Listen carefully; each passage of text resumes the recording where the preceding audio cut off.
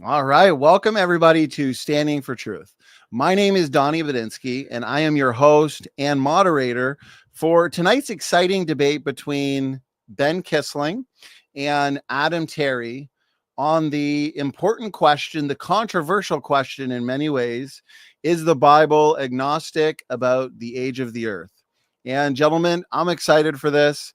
You guys have both studied this topic extensively, and I can tell the audience confidently that we are going to get a solid, thought-provoking, and engaging debate on the topic tonight. And so if we could, let's get acquainted, break the ice a little bit before we get into our opening statements. And you couple of pugilists, bring the heat in tonight's debate coliseum, as we were chatting pre-show. For those in the audience wondering, that is the word of the day, pugilist. So these are a couple of spiritual boxers here. And I got to say, I mean it when I say I'm excited and thrilled to have you both. So Ben Kissling, let's start with you.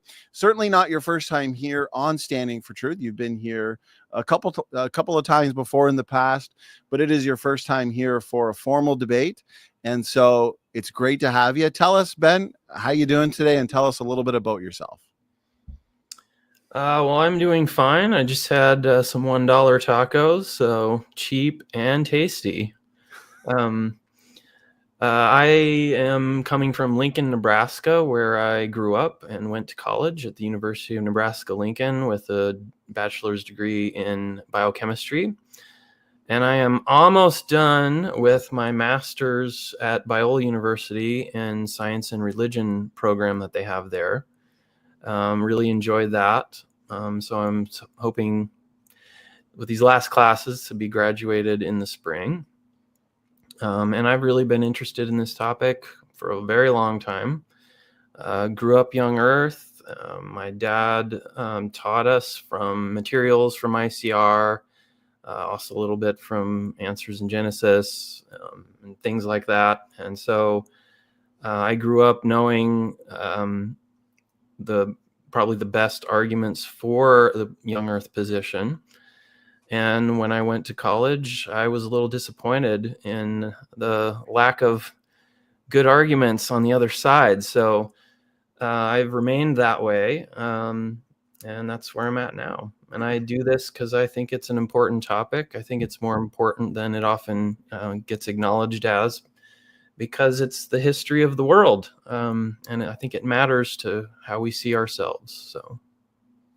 Excellent. Appreciate that, Ben. I agree. It's an important topic, and that's why I'm thankful to have guests like yourselves, debaters like yourselves, that are willing to step into the debate coliseum to engage these issues. Tonight, again, specifically, is the Bible agnostic about the age of the earth? Ben, I do have your podcast and a couple other links linked for people to check out. If they like what they're hearing from you, they can see more from you as well. Adam, good to have you back. You as well. Certainly not your first time here on the Standing for Truth debate platform. So I do appreciate all the time that you give us for these important exchanges. Adam, tell us, how have you been since the last time you were here? And also tell us a little bit about yourself and your channel, Curious Christianity. Yeah, doing good. Glad to be back, Donny. I'm looking forward to this debate. And Curious Christianity is going well. I'm looking at producing much more thought-provoking content for the Christian all over the place with a biblical foundation. And so it's my great pleasure to be able to debate this topic, talking about the age of the earth. I think that it's a topic that a lot of other Christians are interested in, but not all of them feel like they have the expertise, either biblically or in any other scientific arena, to really debate it. And so I really hope that we can have a good discussion about the Bible, what the Bible says, and that people can really weigh out the arguments on both sides. So I'm also looking forward to, Donny, the day when you host real theology boxing, where you do the interspersed rounds of debate and then actual boxing. And then we can really have a serious Coliseum moment. So a spiritual battle for 10 minutes, then a physical battle for 10 minutes, round one. Yeah, that sounds just like chess boxing, man. Yeah, I was going to say, have you guys seen that chess boxing thing where they play chess, and then they box back and forth. No, but we can use that as an inspiration for 2025. We just got to find 2 debaters willing to do it. We'll have to meet up in person. And the debaters will have to take a month or 2 off after that. That'll be exhausting. So, Adam, Ben, excellent introductions. I appreciate it. Adam, like you said, it's a heavy topic. It's a big topic in many ways, and it takes a lot of study and research to fully understand, really come to the ability to debate this topic in the science, in the scripture as well. Tonight, largely scripture in light of the question, is the Bible agnostic about the age of the earth? Okay, so Adam, I do have your channel linked as well, Curious Christianity. So if people like what they're hearing, or maybe they don't like what they're hearing and they just want to go over and troll you and, put some objections and stuff in your comment section, that's good. It feeds the algorithm, right? Bring it on. So there's your YouTube channel linked, and you as well, Ben.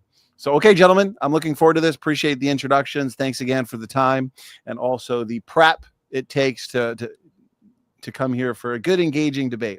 So let's go over the format for tonight. Format wise is going to be 12-minute opening statements, starting with Ben. Then we'll have an 8-minute uninterrupted rebuttal where you guys get to respond to each other's points and arguments brought up in the opening statements. Then we're going to jump into a 50-minute discussion. The discussion will be broken up into 2 segments, 25 minutes each, for you both to lead the way in questions, in dialogue. Then we'll have a 5-minute concluding statement for you guys to wrap up your thoughts, wrap up your points, address anything you feel has been left hanging up to that point. And then this is where we get you guys in the audience involved. We'll have a roughly 25-minute audience Q&A, depending on how many questions come in related to, again, the age of the earth. So please, if you have a question or a challenge, maybe you hear something Ben says or something Adam says that you disagree with and you want to object to it, send in that objection with a question mark at the end of it, and we'll have some fun engaging those in, again, a roughly 25-minute audience Q&A. Lastly, please do your best to tag me either at Donny or at Standing For Truth, and that way I won't miss your question. Okay, gentlemen, let's get right into the debate itself. Opening statements, 12 minutes each. And Ben, you get the first opening statement. And so whenever you're ready, just let me know. And again, you got 12 minutes. Go ahead. All right. Tonight's debate is going to be fun because it's between friends, or at least I consider Adam a friend. We've had several late night conversations about unrelated topics in Christian theology on Twitter Spaces before, and we've agreed on a lot of things, disagreed on some things, and so far Adam has not blocked me on Twitter like Inspiring Philosophy and Gavin Ortland has, so I take that as he's a friend. So maybe I have a low bar, I don't know. But as we kind of talked about, I'm technically defending the negative answer to the question, is the Bible agnostic on the age of the earth? I am a young Earth creationist, so I believe the Bible does tell us the age of the earth, and that it is around 6,000 years old, plus or minus a few hundred, certainly under 10,000. And Adam's view is actually I would call his view is agnostic on the text. He says that the Bible does not say the age of the earth, and that we're free to believe whatever we want about the age of the earth, even while believing the Bible is an accurate, inspired document. So what I would like to show tonight, and what I would like to see from Adam, is I've looked at a lot of his previous appearances, and I know his view from personal interaction as well. And what I would like to see from Adam tonight is that I would like to see him present a holistic view of both the text and of the natural history of the world. And what I mean by that is Adam has talked about a need for a better hermeneutic in the evangelical world, and I think I would agree with that.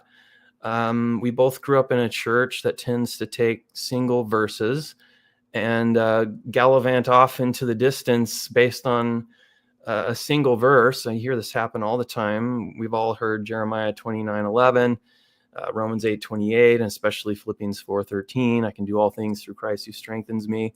If I had a nickel for every time I'd heard that from a Christian sports coach, I'd have 4 nickels. No, I'd have probably a few $100s. But of course, what Paul meant has to be taken from the context of Philippians, where he was in chains and being persecuted for the gospel.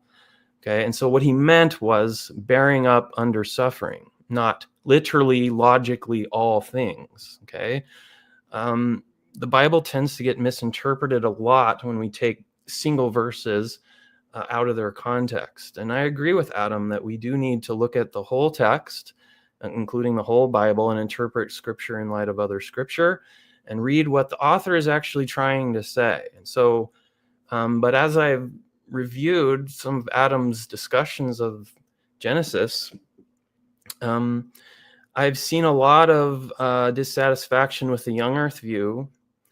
I've seen a lot of interesting and curious, I guess, questions. His Twitter handle is Curious Christianity. What I have not seen is an actual holistic view of the text from him. And so I'd like to pressure and persuade Adam to give us a holistic view of the text. What is Genesis doing? What was Moses' reason for writing it? What is he trying to accomplish in the minds of his audience with the book? What is the purpose of the text, and where does his theory about the first few verses of Genesis 1 fit in with that purpose of the text? I also have not heard his view on what he thinks the actual natural history of the world is. Even in private, I think I've asked him how old is the earth, and he won't tell me. Like, he seems to be genuinely agnostic on it, which is strange to me, because it seems like the only view that Adam really doesn't like is the young earth view.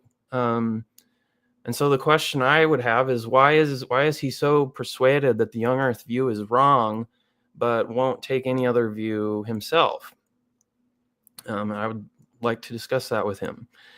As for a lot of the biblical arguments that Adam has made, young earth creationists in general can grant almost every one that I've heard. Adam might disagree with that, and we can talk about specifics later, but most of the things, like, for example, the framework hypothesis, young earth creationists can agree on that God did this in the certain sequence for a reason. We serve a God who is the author of history, not just of the text of Genesis. And so he can write symbolism into the real world, into history, if he wants to, especially in a text like Genesis 1, where he's the only one around. And so I don't think that Adam has actually presented a whole lot of actual scriptural evidence against the young earth view that specifically denies the age of the earth as the young earth position holds. The only thing that he has maintained is that there is an indefinite period of time before Genesis chapter 1, verse 3. And I don't see a lot of evidence for that in the text, and I don't think that's very strong evidence against the young earth view. And I would like to see some more concrete evidence against my view and for his.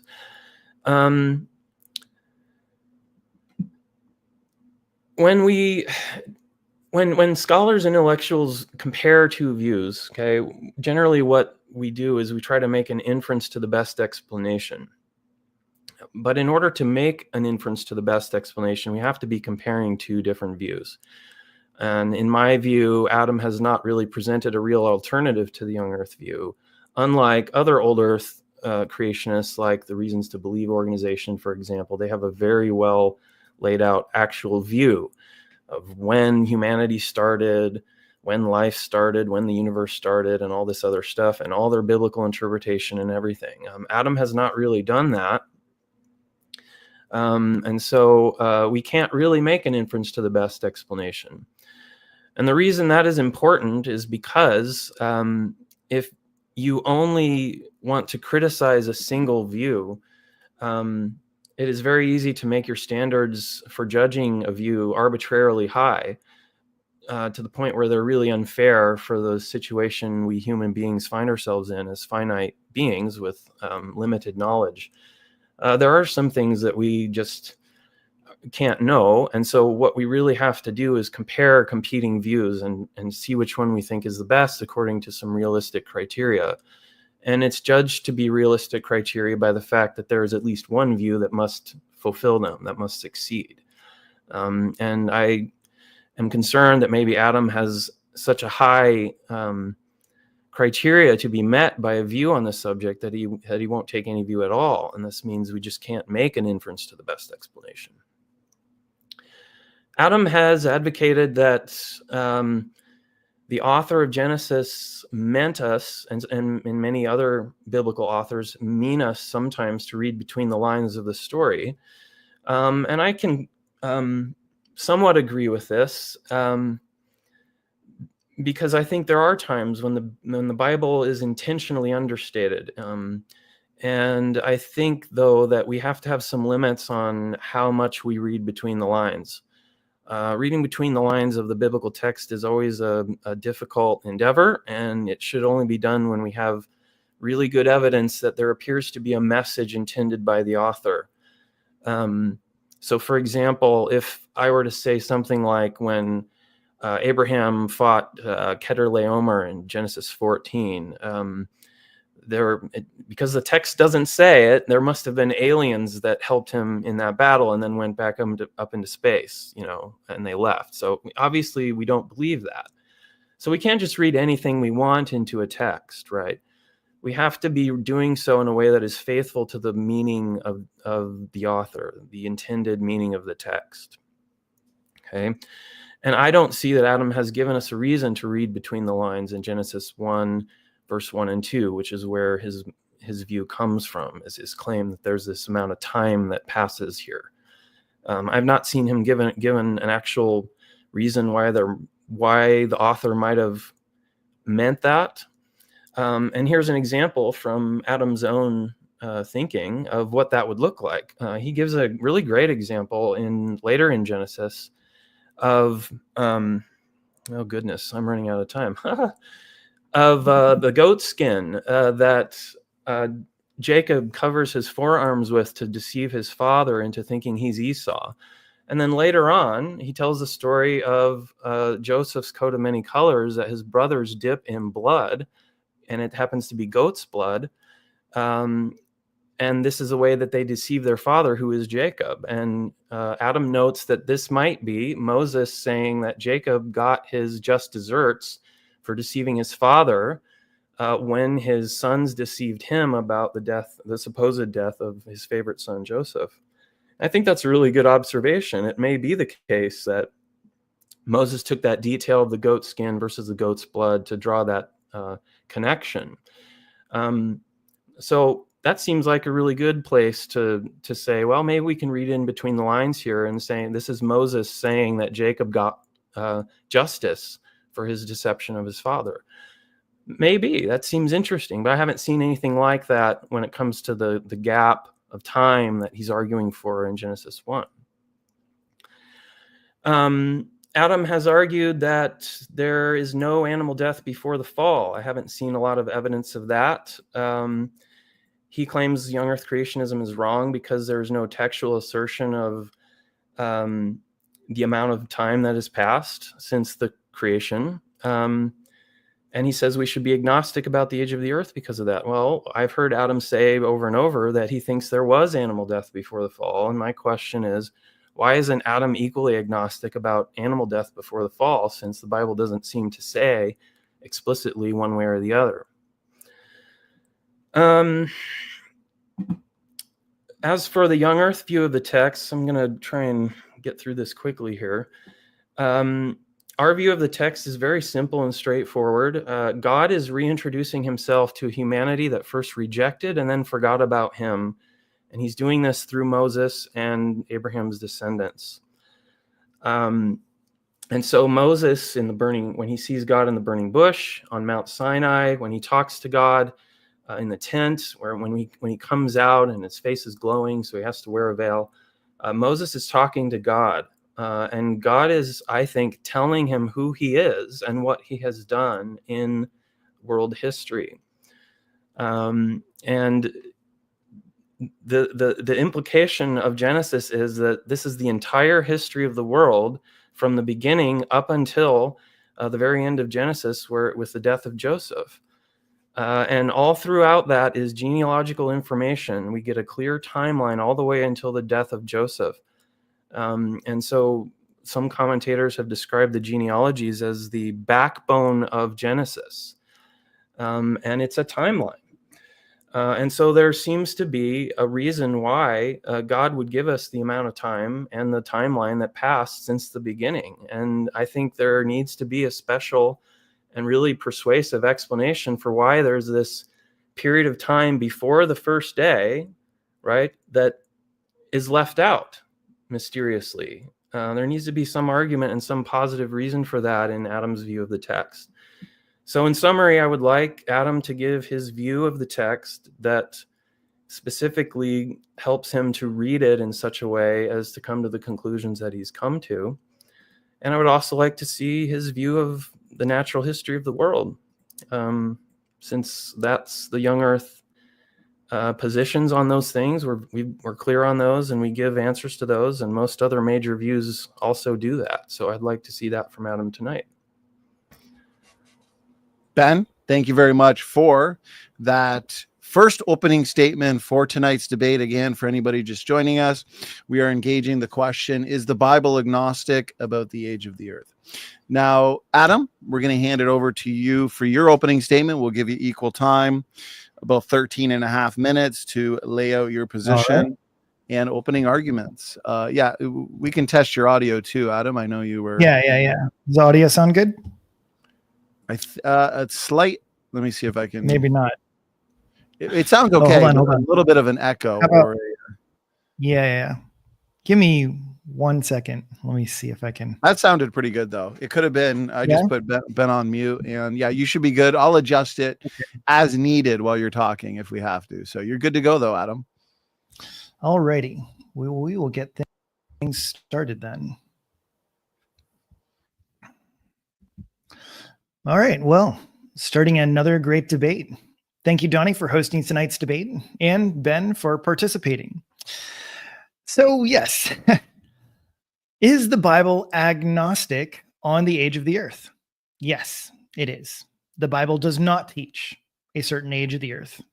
The Bible does speak of a 6-day creation account, and it does give genealogies from Adam to Jesus Christ. This is not the issue.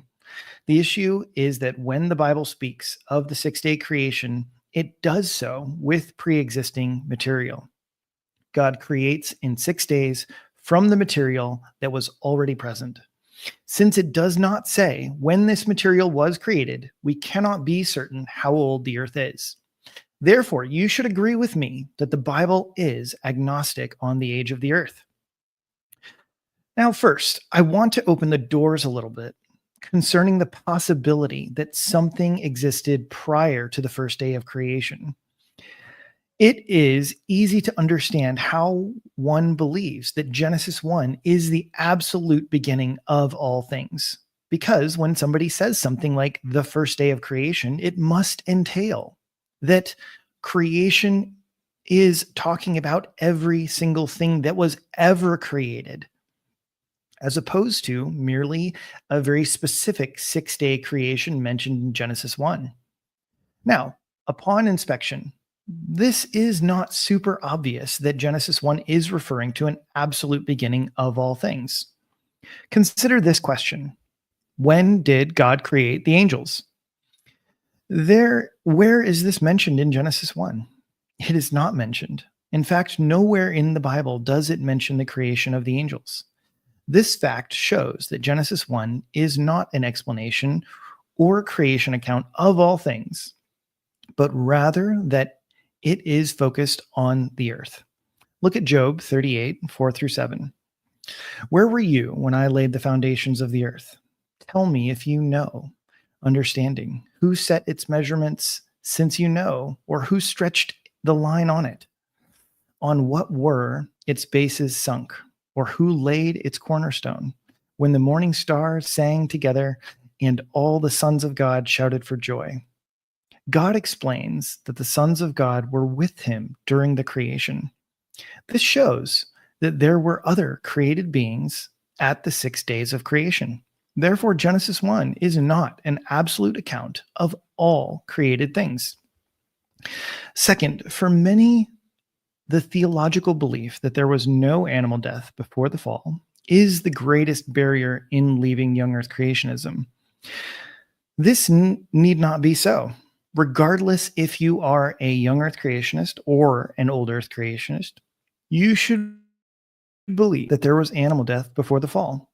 The Bible never teaches that there would be no animal death before the fall. Romans 5:12 says that death spread to all mankind, which leaves out the animal kingdom entirely. Then in Genesis 3, we are told that the tree of life is the source of immortality for Adam and Eve. This tree of life was never intended for the animals.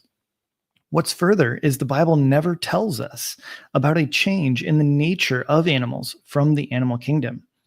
Animals, such as sharks, lions, and other oblique carnivores, were always designed to eat meat and not vegetables. To suggest that the entire animal kingdom changed from vegetarian to oblique carnivores at the fall is to believe in the second largest miracle next to creation itself without a single Bible verse to stand on. This should set the table.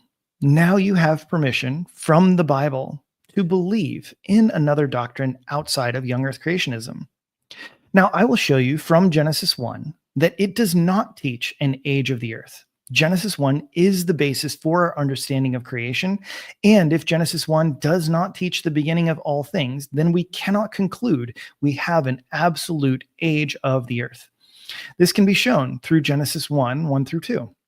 The first two verses show the preconditions of the 6-day creation account.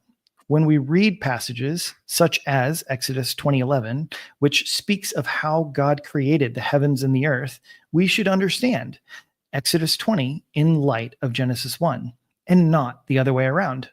Therefore, if Genesis 1 tells us that God created the heavens and the earth out of the waters, darkness, and the earth that were already present, then that is what God says. We as Christians are called to believe God's word and what he says instead of reading what we want into the text. Everyone thinks that when Exodus 20 says that God created the heavens and the earth, that it entails the material creation of all things. That is only true if you read that into the text. It is just as legitimate to say that God could have created the heavens and the earth out of the materials that were already present. Let me give you an example of what I mean. If I said, I built my house in 6 months, no one questions that I built the house out of materials that already existed. This is what's happening in Genesis 1. God could create the heavens and the earth without materials. That is true. But the Bible tells us that he made the heavens and the earth from the water, earth, and darkness that were already present. How can I show you this? I offer 5 pieces of evidence to all show pre-existing matter before day 1. Number 1, the focus of the chapter is the first 2 verses. Genesis 1 is surrounded and focused on Genesis 1, verse 2. These are the setup for the chapter. The first 2 verses say, in the beginning, God created the heavens and the earth was formless and void, and darkness was over the surface of the deep, and the Spirit of God was hovering over the surface of the waters. Every day in the 6 days of creation appeal back to verse 2. Why is the first day the separation of light and darkness? Because there was darkness on the surface of the deep. Why did God separate the waters above and the waters below? Because the earth was formless. Why did God create the animals to fill the land? Because the earth was void and empty. Each day is calling back to verse 2. This shows that each day of creation of the creation account presupposes the earth, water, and darkness before day 1. If we have material before, we do not know the age of the earth. Number 2, each day begins with, God said, and ends with, there was evening and morning. This follows from days 1 through 6. This is a clear setting of a pattern that we see throughout the 6 days of creation, that God is setting up and establishing a beginning and an end to each day. Oddly enough, though, this completely leaves out the first 2 verses of the text, therefore continuing to show a clear symmetry between days 1 through 6. But those days show that it starts in verse 3, not in verse 1 or 2. Number 3, days 1 through 3 match with days 4 through 6. There is a creative act or blessing in the first 3 days and the second 3 days, with a double act or double blessing on day 3 and day 6. Number 4, there is also symmetry between days 1 through 3 and days 4 through 6, where the first day seems to lay out the groundwork to be filled in with the second day. Day 1 is answered by day 4. Day 2 is answered by day 5. Day 4 is answered by day 6. As God separates the light from the darkness, then you have the sun, moon, and stars being talked about in day 4. As you separate the waters above and the waters below, you have the filling in of the birds of the air and the creatures of the sea. And then as you have the separating of the land and the water, you have the filling in of the land animals and mankind. And then number 5, the Hebrew language also has something to add to the conversation. Now, this part is a little bit technical, and I can understand if some people have a little bit more of a difficult time understanding. But it is still important because the Bible was written in Hebrew. The Hebrew Vav consecutive shows that days 1 through 6 are connected starting in verse 3. I know you might be wondering, what is a Vav consecutive and why does it matter? The Vav consecutive is a grammatical construction in biblical Hebrew. It involves the Hebrew letter Vav, which uses a prefix. This prefix, when attached to a verb, can change the tense or aspect of the verb in a specific way. The Vav consecutive is crucial for understanding the flow of narrative and the sequencing of events in biblical Hebrew. There is no Vav consecutive in verses 1 and 2, but a Vav consecutive begins in verse 3 and follows until the end of the 6th day. This demonstrates that verse 1 and 2 are not included in the sequence of events, but rather that the sequence of events begins in verse 3. What does this all mean? I have shown that all of this works together if and only if the first 2 verses are not part of day 1. If the first 2 verses are not part of day 1, then we have an earth before the first day of the 6-day creation account. Let me ask you this. All of the details that I have mentioned appear designed. You tell me, what do you think? Is the structure, symmetry, focus, literary framework, and the Hebrew itself all one huge accident or the product of God's design? This is God's word. He does not make mistakes.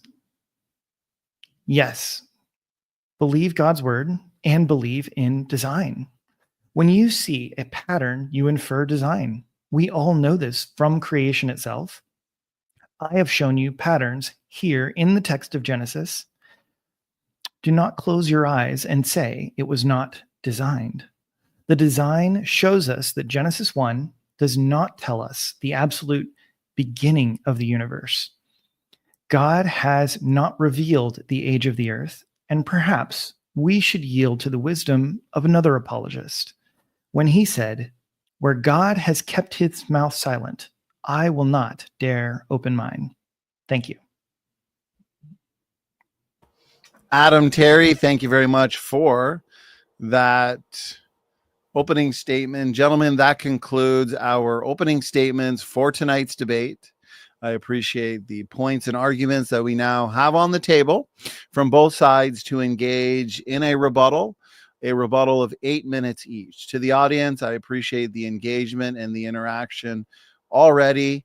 Looks like we got a pretty good mix of views in the chat, and I'm all caught up on questions. So again, if you have a question for our guests a challenge, an objection, send those in. I'll save them, and we'll make sure to interact with them in the audience Q&A.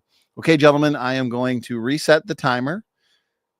Ben, we are going to hand it back to you, and you have 8 minutes for a rebuttal. I'll start the timer on your first word. All right, so most of this I've heard in some of Adam's previous content. I, once again, don't understand why he thinks any of this is so definitively showing that the Bible does not teach an age of the earth. As I said in my intro, virtually all of his biblical arguments young earthers could potentially accept and still say that the age of the earth is taught in the Bible. So, for example, the fact that that material already existed at the beginning of day one doesn't mean that there was a gap of time before day one. All it means is that there were some initial conditions. And I suspect that what God is trying to show us here is that time begins on day one, and that there wasn't time before day one. Why else would he call it the first day? And I know he calls it one day. In the Hebrew, it's one day. And I think that's because God is sort of saying there weren't any other days. And so once you get to the second day, now you can have a sequence of one and second, third, and fourth, and so on. Likewise, his argument about the Vav consecutive, how it shows that the sequence of events begins in day one. Young Earth creationists can easily grant that. All we're saying is that's precisely what we're saying. There's a sequence of events, a temporal sequence of events that starts with day one. It's the beginning of time. It's the beginning of a sequence of events.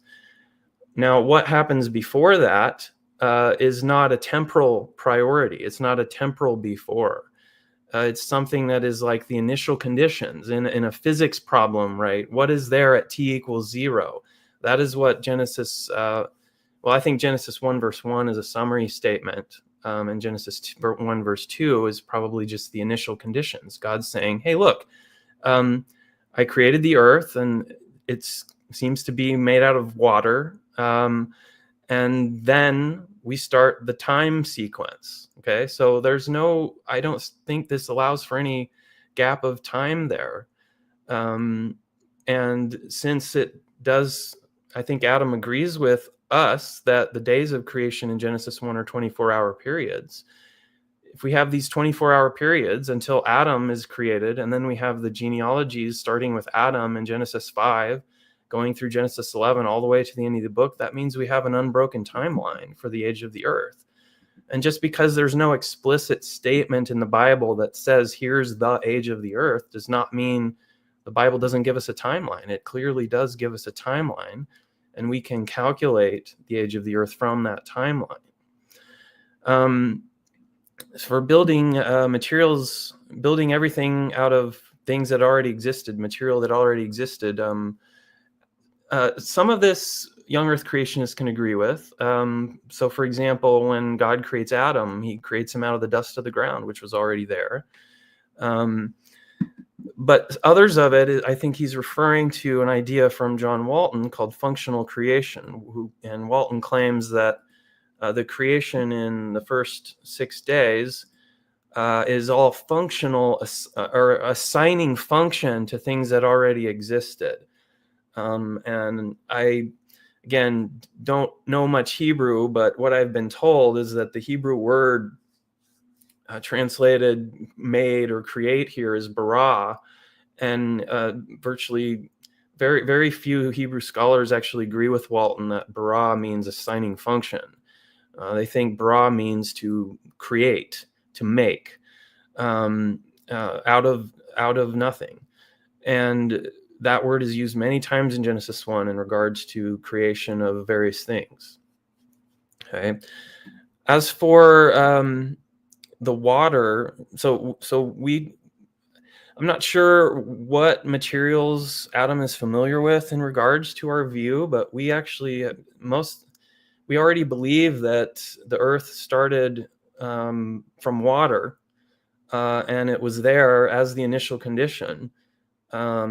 And so, in fact, a young Earth creationist scientist named Russell Humphreys even developed a theory about the origin of planetary magnetic fields based on planets being made from water, including the Earth. And he used this theory to make successful confirmed predictions of the magnetic field strengths of the planets of Uranus and Neptune before they were measured in 1986 and 1989 by a human spacecraft. And so not only do we accept that the Earth was made from water that was there at the beginning, meaning the initial conditions before time began, but we've generated successful confirmed predictions on the basis of that position. Scientific predictions. Okay, so and one more thing before I run out of time here, he talks about Job 38 and says, "Where were you? When I created the foundations of the earth." This just should be a reminder that Job is probably the oldest book in the Bible and was probably written prior to Genesis, meaning prior to the time where God revealed this history of the world to Moses. Okay. So I don't think that God here is even saying to Job that I'm not going to tell you, or you don't know the history of the world. What he's saying to Job is that you don't have the right to challenge my decisions about how I oversee the world in your life. And so I don't really see how this is related to the question of the age of the earth or the meaning of Genesis 1, like many of Adam's biblical arguments. I just don't see how it relates to the specific question of the age of the earth. Adam gave a good explanation of the framework hypothesis, that the first 3 days are creating space, and then the next 3 days, day 4, 5, and 6, are respectively filling in those spaces. Once again, there's no reason why that goes against the young earth view. We can easily accept that, yeah, sure, this is what God did, and that's why he did it in this sequence and whatever. That doesn't say anything about the age of the earth. What Adam needs to show and has not shown is positive scriptural textual evidence that the author of Genesis intended us to understand that there was a gap of time between verse 3 and the first somewhere in the first 2 verses. I don't see that in the text. What I see in the text is God speaking to Moses about the most basic element or interval of time that the ancient Hebrews would have known, which is the day. And he's saying, here's the first day. I think he's very clearly telling Moses, this is when time began. This is the beginning. And just because there's some initial conditions that God made at, before time began, does not mean time is passing before time began. It means that God did some things eternally from his eternal present position, I think, including creating the angels. I think God created the angels timelessly. That's why they're not in the account. So, young earthers might disagree about some of these things, but I don't really see why any of this proves the young earth view of the text wrong. Ben, thank you very much for that 8-minute rebuttal. We're now going to hand it to Adam. Adam, you also get an 8-minute rebuttal, and I'll start the timer on your first word. Go ahead. Okay, so Ben has said a lot of things, and my opponent says that I won't tell the age of the earth. So he leaves this idea and suggestion in the opening statement that he gave, and I find this to be a very strange argument on a debate concerning that I'm holding the position that I'm agnostic, that the Bible does not teach an age of the earth. So how could I possibly give you an answer as to how old the earth is if my view is the Bible doesn't say? And that is the whole point. The Bible doesn't say. There is no point in pushing for, well, okay, but how old is it? I just told you that the Bible doesn't say. That is the point. That is the argument. Now, I think that it's very interesting that he's like, well, and he also compares like, well, what about the old Earth creationist? I'll debate anyone who wants to assert that they have a clear age of the Bible or clear age of the earth based on the Bible. Rather, it's a young or old Earth creationist. The reason that I don't usually debate old Earth creationists on this is simple, because most of them do not simply derive their view from the Bible alone. No, they draw in science and they conclude that the Earth is a certain age based on scientific arguments, not based on the Bible. It is the young Earth camp who asserts that the age of the Earth comes from the Bible, and that is why we're having this debate. So now he says that there were preconditions to the Earth, but no time. This is the problem, and this is why he cannot seem to understand my point and why the arguments that I have put forward are as strong as they are. He seems to indicate that, okay, there is not a temporal before. And so he suggests that it's like, okay, there's material prior, or the preconditions, and that's there before day one. But notice the very verb, the very word before is a temporal word. And to suggest that there was material that existed prior to day one infers that God created that material at some time in the past. I think this is a very strong logical inference. And so unless you have a different presupposition going into this, if you see material, you logically will infer that it was created sometime in the past, and therefore we do not know when it was created. And so therefore, yes, I think that any existence of pre-existing material prior to day one shows that there is an indeterminate amount of time prior, and that Earth is there sometime beforehand.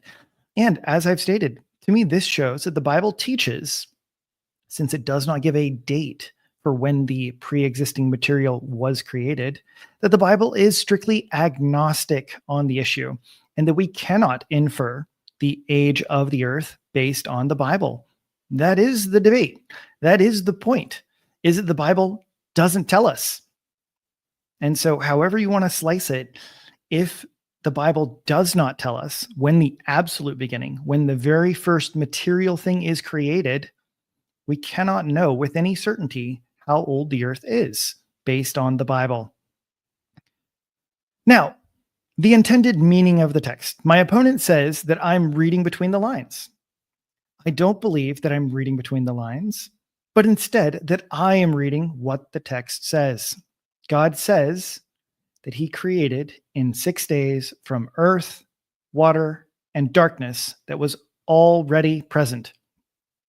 If it's already present, then it begs the question, when was it created? This is one of the most basic arguments that we often run into in Christian apologetics.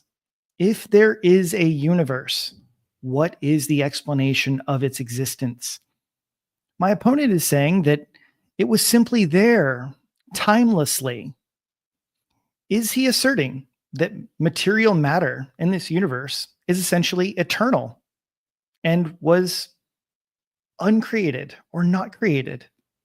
Now, I don't think my opponent would exactly assert that, but he seems to want to assert something else that I think is equally radically absurd. And that is the idea that it's created from eternity past. It's created in some sort of empty time or non-time, or I'll leave it to my opponent to explain to us, how is something created outside of time? Because I don't think that makes any sense at all. And unless you want to adopt his view, I feel like the more natural reading of the text is simply that, oh, there was pre-existing matter. Therefore, that matter was created at some point at a finite time in the past. Therefore, we do not know when it was created. And if we do not know when it was created, we do not know the age of the Earth. I feel like this is a very straightforward, logical inference. Now, my opponent also has a few things to say about animal death. He basically says that I'm arguing from silence and that perhaps I should be agnostic concerning animal death before the fall. This is not the case. Instead, I am arguing based on the information that we have. And we have information about animals today. Animals are not vegetarians today. So therefore, we have some evidence, and then we should look back in time. And I've given several arguments as to why should we believe that animals ate meat in the past. One, their fundamental natures. Two, they were never mentioned or talked about as being immortal in the Bible, but rather the tree of life is what gave Adam and Eve immortality. And yeah, lastly, since we know that they are not vegetarians today, we should also think that unless the Bible said so, they were not vegetarians in the past. Or lest we assume that God performed the most radical miracle and changed the absolute fundamental nature of animals themselves. And so to me, if we're going to assert that that miracle took place, we also need some evidence to support it. And I would suggest that there is no such biblical verse. And therefore, I think it is my opponent and young Earth creationists that must bear that burden. Now, why doesn't my opponent accept my view? I would suggest to you that the primary reason has to do with his philosophy of time.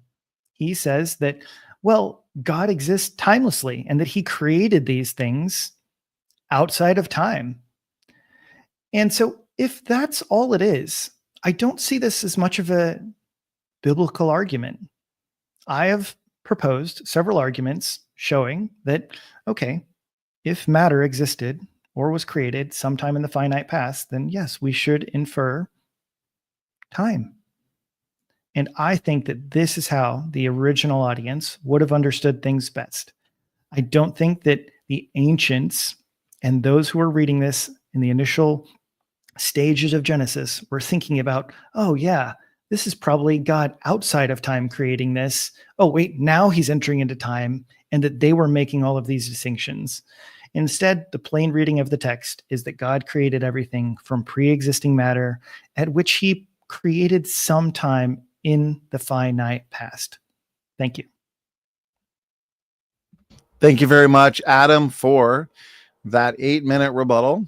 Gentlemen, that concludes our opening statements and our rebuttals. We're moving along smoothly. To the audience, again, I appreciate all the engagement. I'm all caught up on your questions, and I look forward to engaging those. Gentlemen, we have plenty of points and arguments now on the table to engage in a discussion. So for the discussion period, we have 50 minutes, 25 minutes each. That means you both get the opportunity to lead the way for 25 minutes in questions, dialogue, and choosing whatever points and topics you want to discuss.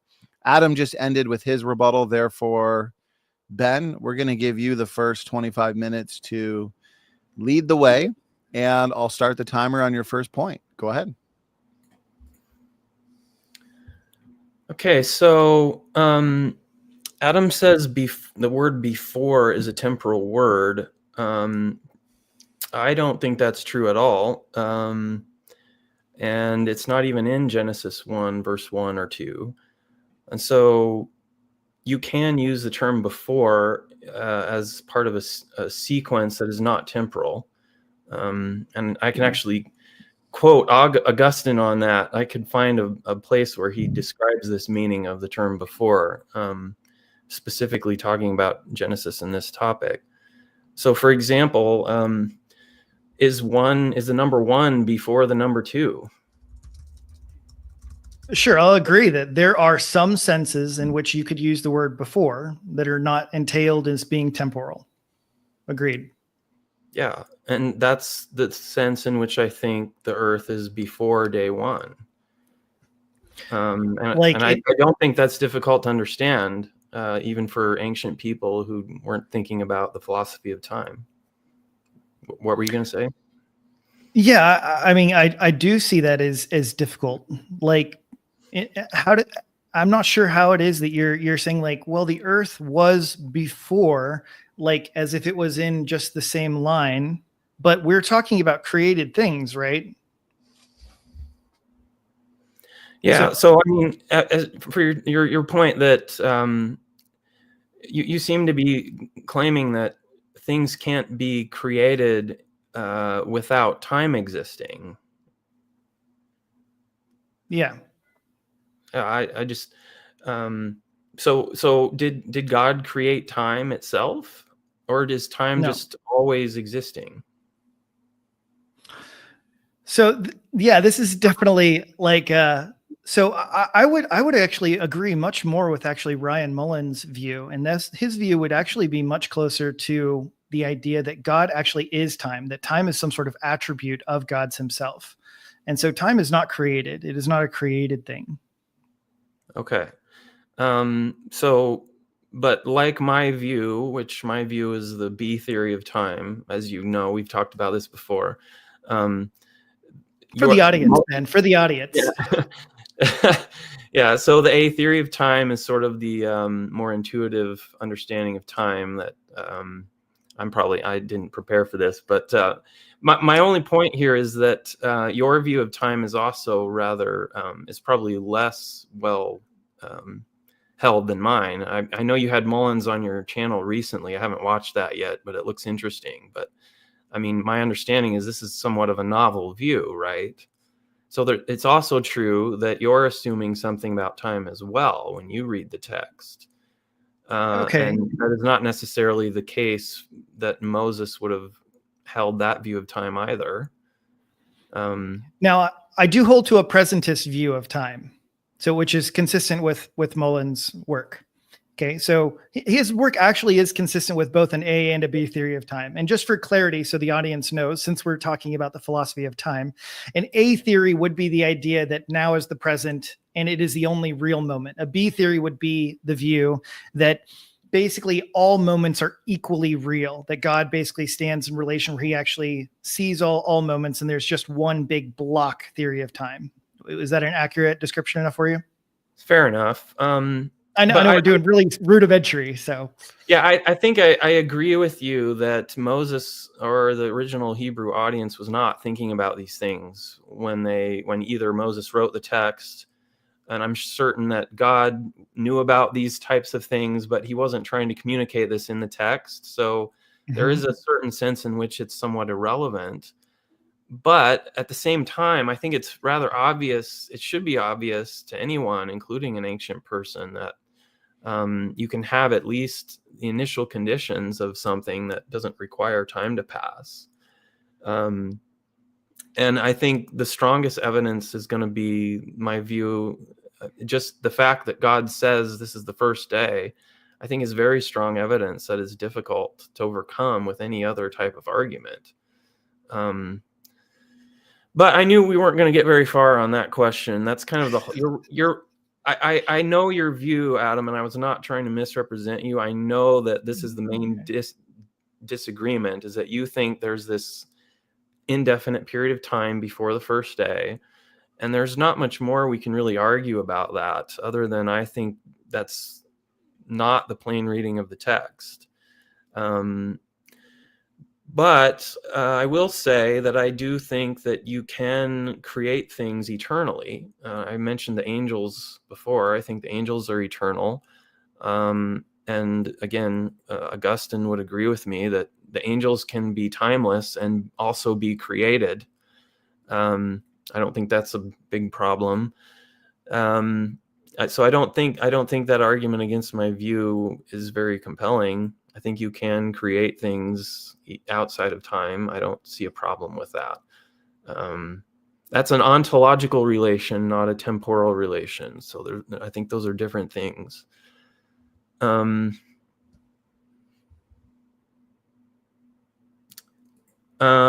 for a lot of the rest of the stuff you said in your rebuttal, again, I would just say, like, animal carnivory, I don't think is really related to the age of the earth.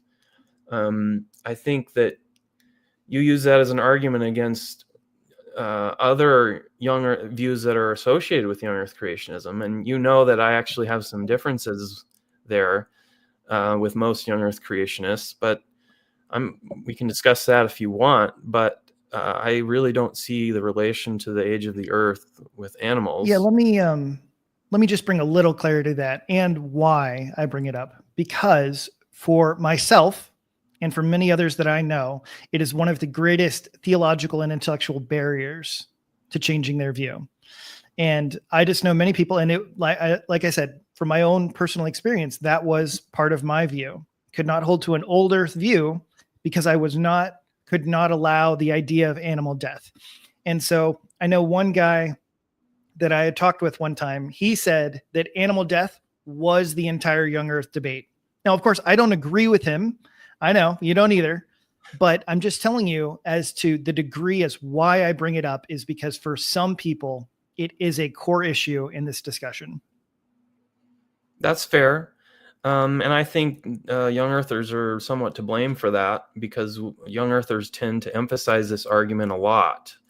And the reason I think they do that is because it's theologically related to the gospel message, and that makes it more important. And so they can try to relate this to the gospel message through the death before the fall issue. So I think they're trying to make animal death more important, so that it's a more important part of the young earth view, so that it relates to the gospel. But in reality, the animal death argument is an argument against the old earth view. It is not a positive argument for the young earth view. And there is a real difference there. So if you were to drop the animal death before the fall argument, which I personally don't use that argument, I don't think there was animal death before the fall. The Bible doesn't talk about animal death before the fall one way or the other, which is why I suggested that it doesn't seem clear to me why you're agnostic on the age of the earth, but not agnostic on animal death before the fall. And the evidence you gave was not biblical. So, you kind of castigated us for, or castigated me for using a philosophy of time that's not a biblical argument. But the arguments you gave for animal death before the fall are also not biblical arguments. And so do you have any biblical evidence that there was animal death before the fall? Yeah, so I actually think that, of course, my arguments are biblical, and I'm curious as to why you don't think the tree of life argument that I give is a biblical argument. To me, it simply seems to show that mankind was never created immortal, and therefore, if something is not immortal, it is mortal and will die, just by its very default. If you're not immortal, you're mortal and you will die. The tree of life is made for mankind, not animals. Therefore, animals will die. I mean, to me, this seems like a very biblically, logically sound argument. So I'm not sure why that doesn't count. I don't think that counts, because you would need. So, for example, what I actually believe is that animals may very well have been mortal, but that they didn't die. They didn't actually die before the fall. Okay, so it really, to my view, is irrelevant whether animals were mortal or not before the fall. What's relevant is whether or not they actually died before the fall. And there's no biblical verse that says they died before the fall. You know what I mean? And if you're gonna come at us and be like, well, the Bible doesn't say the age of the earth, even though the entire book of Genesis is structured around a chronology based on people, the amount of time that passes when people are born and have kids and die. And you're going to say we're wrong to calculate an age from that. I mean, we're using a biblical argument there, and it seems like what you're saying is there's this little place, right, that the Bible doesn't say this, and therefore your whole view is wrong. And I'm just saying, look, the Bible doesn't say there was animal death before the fall. And so I don't see why you're so sure that there was, because of the Bible. Yeah. And again, there's a distinction between being mortal and dying. I am mortal. That does not mean I'm dead. Sure. You're certainly not dead right now. That's a good thing. Stay healthy, Ben. Eat your fruits and vegetables. So, yeah, I think that, what the Bible is doing, and I mean, simply saying like, oh, it doesn't explicitly say animals die. Well, sure, it doesn't say lots and lots and lots of things. But if we just said, it's like, well, it says that God gave them fruits and vegetables to eat, and therefore we should conclude that they're vegetarians. That also just seems like, why should we think that's the case if we see animals eating meat today? If we just go on only what the Bible says, animals should be vegetarians today, because it never says that they change from vegetarian to non-vegetarian. And so it's like, okay, I know what you're saying. Like, why does Adam's argument sort of entail that animals did die? One major reason would be because I believe that God designed the animals the way that they are. We believe that God designed the animals based on Genesis 1. And when I look at the animals outside, they're predators. There are predators, they're vegetarians, they're all sorts of things. And so to me or whatever, that exactly shows is like, yeah, animals are the way that God designed them. Okay, and again, they eat other animals. Yeah, but that's not a biblical argument. You would admit that that's That not a God biblical designed argument. animals? No, that animals were originally designed to be carnivorous. The Bible doesn't say that. That's right. It does not explicitly say that animals were designed to be carnivorous. I'll agree with you there. Yes. All right. Well, okay. Yeah, so we could maybe talk about this later if you want, and during your time, about my particular view. I actually agree with a lot of this, but I don't see what this has to do with the age of the earth. I think that a lot of this is you're going after the more popular arguments that are taking place in the space, that are often about the days of creation being 24 hours or not, or animal death before the fall. And my particular view, and I think all the young earth views, are really based on the genealogies in Genesis 5 and 11, and the fact that we think that this is God telling us the whole history of the world, meaning that we think this is what the text is saying, and it really doesn't have a lot to do with animal death before the fall. Anyway, let's move on, though. I got some other things I would like to get to. How much time do I have left on mine? You're flowing pretty good. You just hit the 14-minute mark, so you have 11 minutes. Okay. You have stated there's a couple arguments you've publicly made that I would like to address. You have stated that there's a question that you like to ask young earth creationists, and that is, would you believe in a young earth if the Bible never existed? And when we say no, as I have said no to this question, you take that as being evidence, or you take that as an admission that we're saying there's no scientific evidence for a young earth. And I think that does not follow. That's non sequitur. You understand the nature of evidence. Evidence is not the same thing as proof. Okay, so if we're saying that the best evidence for a young earth is the Bible, and if the Bible didn't exist, we might not be young earthers just from scientific evidence alone, that does not mean that there's no scientific evidence at all. Evidence just means something that makes a certain proposition more likely to be true. It's not proof. Okay, so we would say that there's tons of evidence, scientific evidence of a young earth, and us saying that the strongest evidence for our view being not around, maybe we wouldn't be young earthers. That's true of just about any view that's out there, Adam. If for example I were to ask an old earth creationist like Hugh Ross if radiometric dating didn't exist, would you be an old earther? I mean, he might have to answer no to that, because that's some of the best evidence for his position. But that's not remarkable in any way. That's not an admission that there's no biblical arguments or there's nothing else that supports his view. You know what I mean?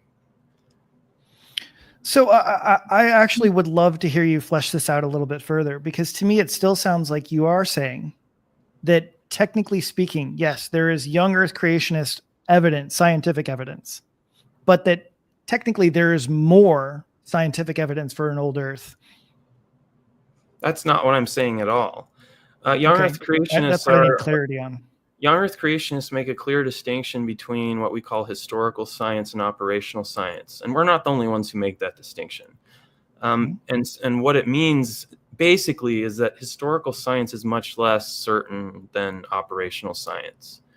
And so we don't think that science is the best method for determining what happened in the past. Okay, we think history is the best method for that. And we think we have a historical book that tells us what that history is. And so we take that as better evidence than any scientific evidence of the past.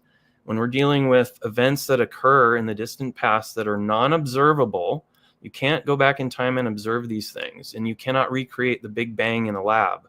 You can't recreate the creation of biology in a lab, and you can't observe it. You can't reproduce it. These things are all reproducibility, observability, testability are important parts of the scientific method.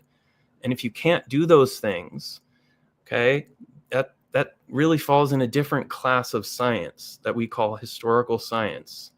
Okay, whereas what we do in a lab, we can observe it over and over again. We can see the same thing happen under the same conditions many times, right? And so we can be sure that this is what happens. Okay, but you can't do that with things like, the proposed asteroid strike that killed off the dinosaurs. It would be an example from the old Earth view, right? You can't recreate that. You can't test it, you can't observe it, and you can't reproduce it. So it seems to me and to most young Earthers that this falls in a different class of science. And because of that, we are likely to be skeptical of historical science.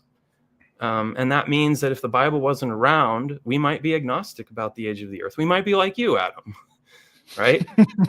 We might be agnostic. We might be skeptical of the ability of scientific methodologies to tell us that information. That's all that means. Okay. I'm going to move on to one other thing, at least one other thing. You have said, again, publicly and on a YouTube show that I watched, that you think that there are some young Earth leaders who are being deceitful to their followers, and you have compared them to cult leaders by saying, for example, that you think that they view themselves as telling their followers that I'm always right and you can't question me. I just have to say, I want to know some specifics. Like, I want to know what you think young Earth leaders are being deceitful about, and why do you think some of us look like cult leaders? That has not been my experience. I can tell you from experience that having published on a major young Earth creationist website, Creation Ministries International, they did some pretty extensive peer review on my article. It was just an online article. I have another article that's going to be in their journal, hopefully, that's also gone through some rigorous peer review. Also, recently, Luke Barnes, who's not a young Earth creationist, he's an old Earth astrophysicist, has published an article criticizing another article by Jason Lisle in the Answers Research Journal. This is the technical journal that Answers in Genesis puts out. And so they published an article by a non-young Earther criticizing a young Earth position. And that doesn't seem to me to be the type of behavior of a cult. Wouldn't you agree? Mm-hmm. Yes, and let me since you're bringing up some very heavy stuff, I am certainly not saying that all young Earth creationists, you, Donny, of course, are supposed to be deceitful, and that young Earth creationism in and of itself and everybody inside of it is some sort of majorly cult following. And certainly there are old Earth creationists, there are theistic evolutionists who are also deceitful and disingenuous. And so, yes, I did not bring the receipts with me as to like areas and specifics where it's like somebody has given something disingenuously or continue to propagate something after it's been proven false. But I do think that those are the case in some avenues. And certainly I will agree that some other people, a great example, I'm not an evolutionist. Do I think that there has been evolutionary documents, ideas, and stuff like that proposed in bad faith? Absolutely, I do. Absolutely, I do. So I certainly would not say that it's like, oh, it's simply all of the young Earth creationists that are the devil and behind every closed door. But I also think that that is how most of the theistic evolutionists have also been framed by the young Earth camp. That Satan, I mean, literally, it was in, I hate to say it, but a college class that I took where the professor proposed that, yeah, the very idea of evolution is satanic, and the professors that espouse them are the mouths of Satan. And so I will just say that I do not think that my rhetoric is any less than many of the young Earth creationists have espoused. And certainly I think that, yeah, there have been bad ideas and bad faith proposals on both sides. But Okay. I do think that the last little thing to tag on goes directly with the thing we mentioned before. And it is the notion that, yes, you say if we did not have the Bible, then you would not have enough scientific evidence. You wouldn't just go, young Earth creationism is true based on the science alone. So the one specific thing you gave was some unnamed professor where you took a class from him. Was that at a Christian college? Mm-hmm. Yeah, I've never heard that from anyone who has any kind of advanced degree. I've heard that from randos on Facebook before.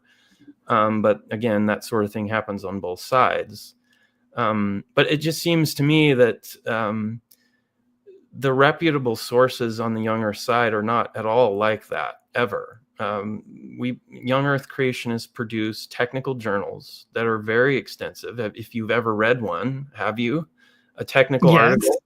Okay. Did it seem to you like they were in some kind of cult, or, you know? As I said before, I am not decrying all young Earth creationists. And certainly, just to be clear, Donny, I am not speaking against Donny, against you, Ben, as we are both here. Like, I do not think that everyone simply is in bad faith and comes with some sort of malevolent intent. But all right. That is not to say that there are not some, bad articles and bad things out there. Well, we never admitted that we're right about everything, but I just think that my experience has been different than yours. And I'm if that's the only specific example you can give, I don't think that's a good enough reason to malign an entire group based on that.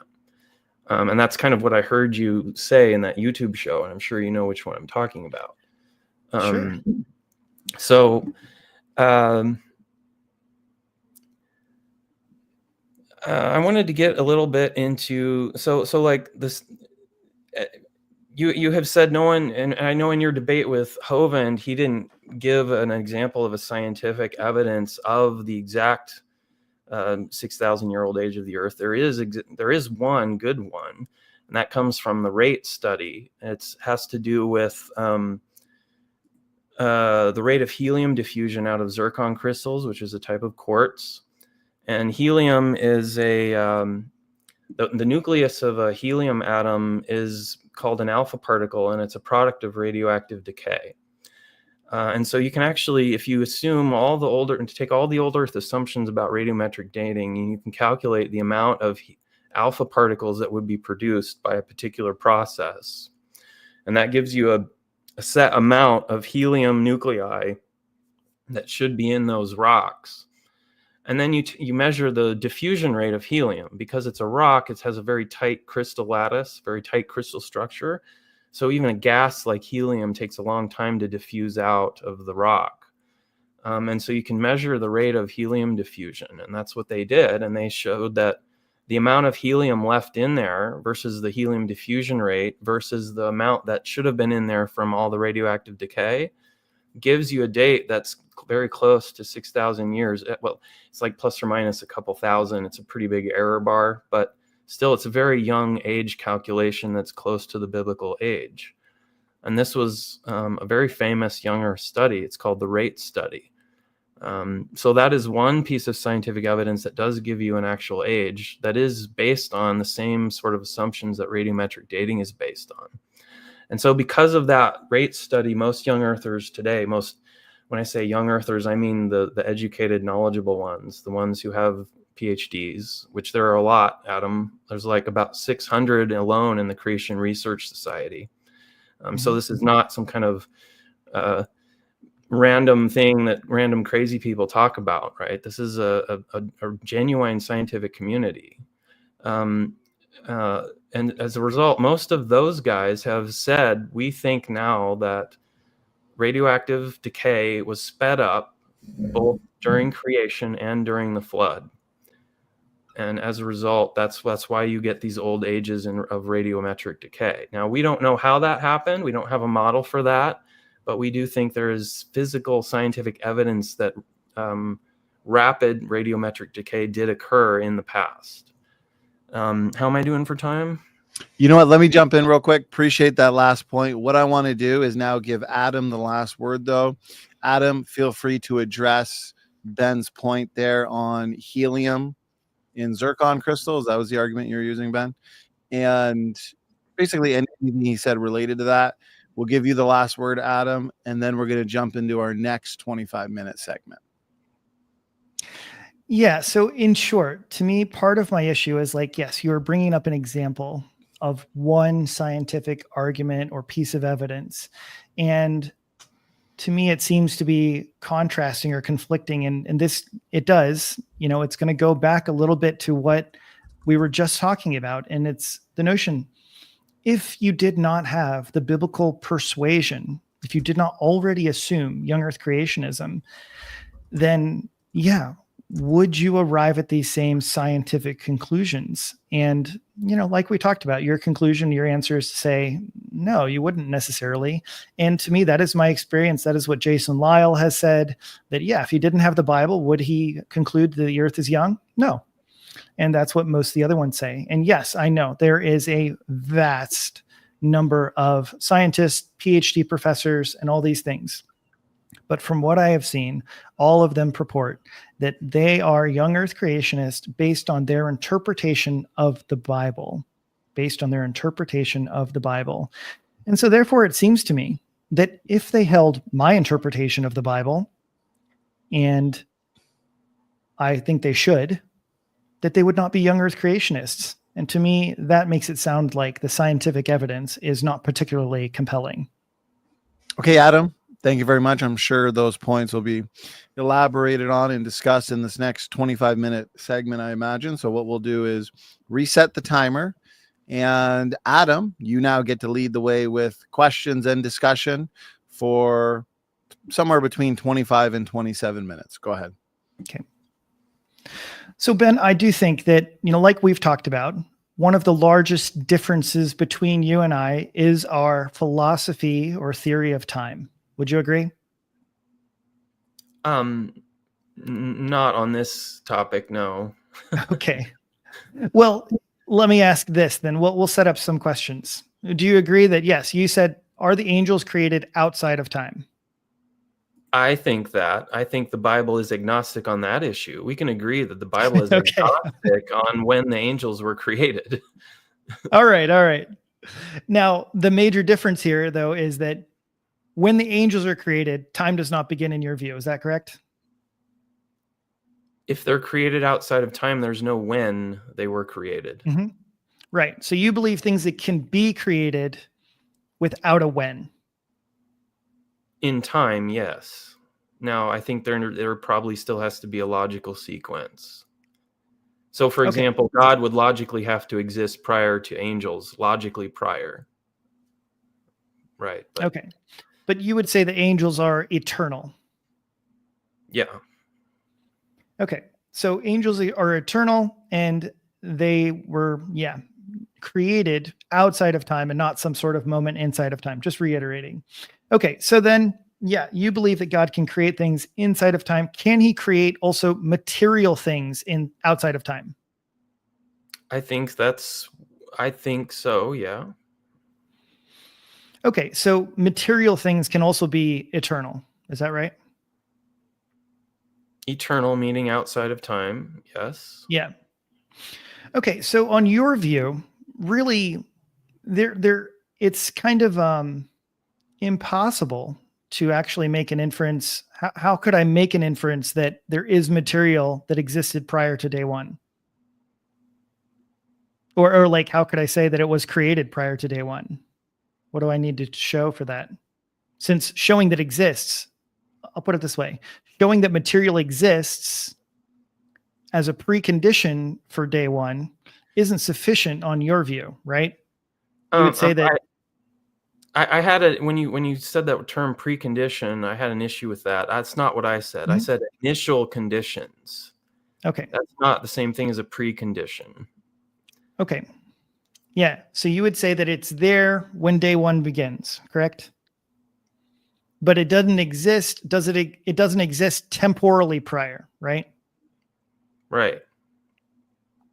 Right. Now, so when day one begins, there's already this matter and material, right? It's there as part of the initial conditions. Mm-hmm. When did God create it? Ready is a time word. I'm not going to fall for that. No, I know. When did God create it?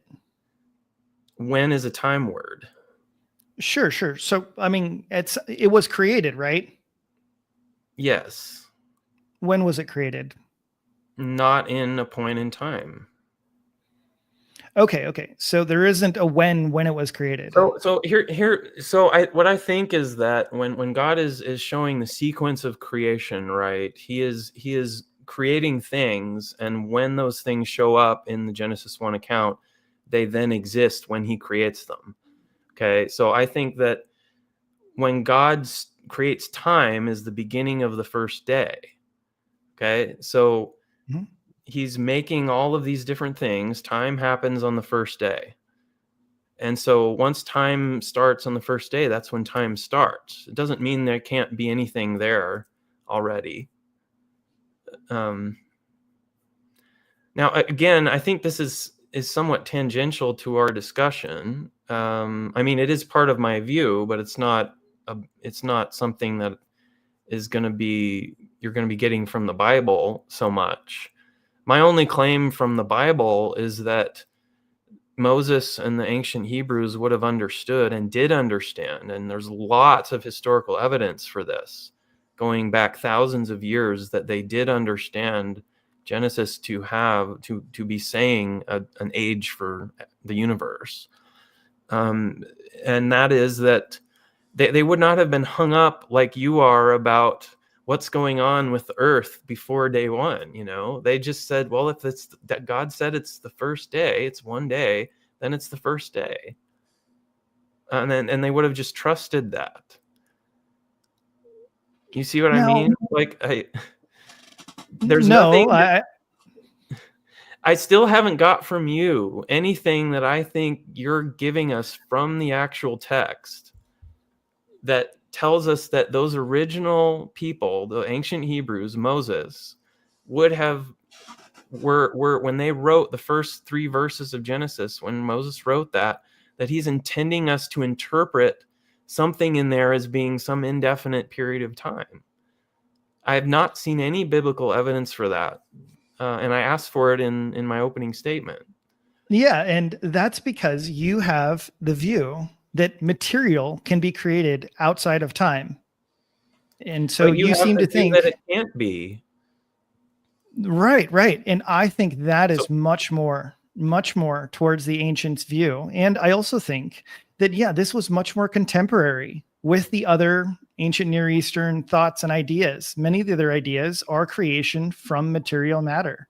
And so I don't understand why you think that material matter is insignificant and that it doesn't show or give the idea that there was time prior to the first day. Like, if there is something there, then I don't understand why you think that it wouldn't have had to have been created in some sort of time.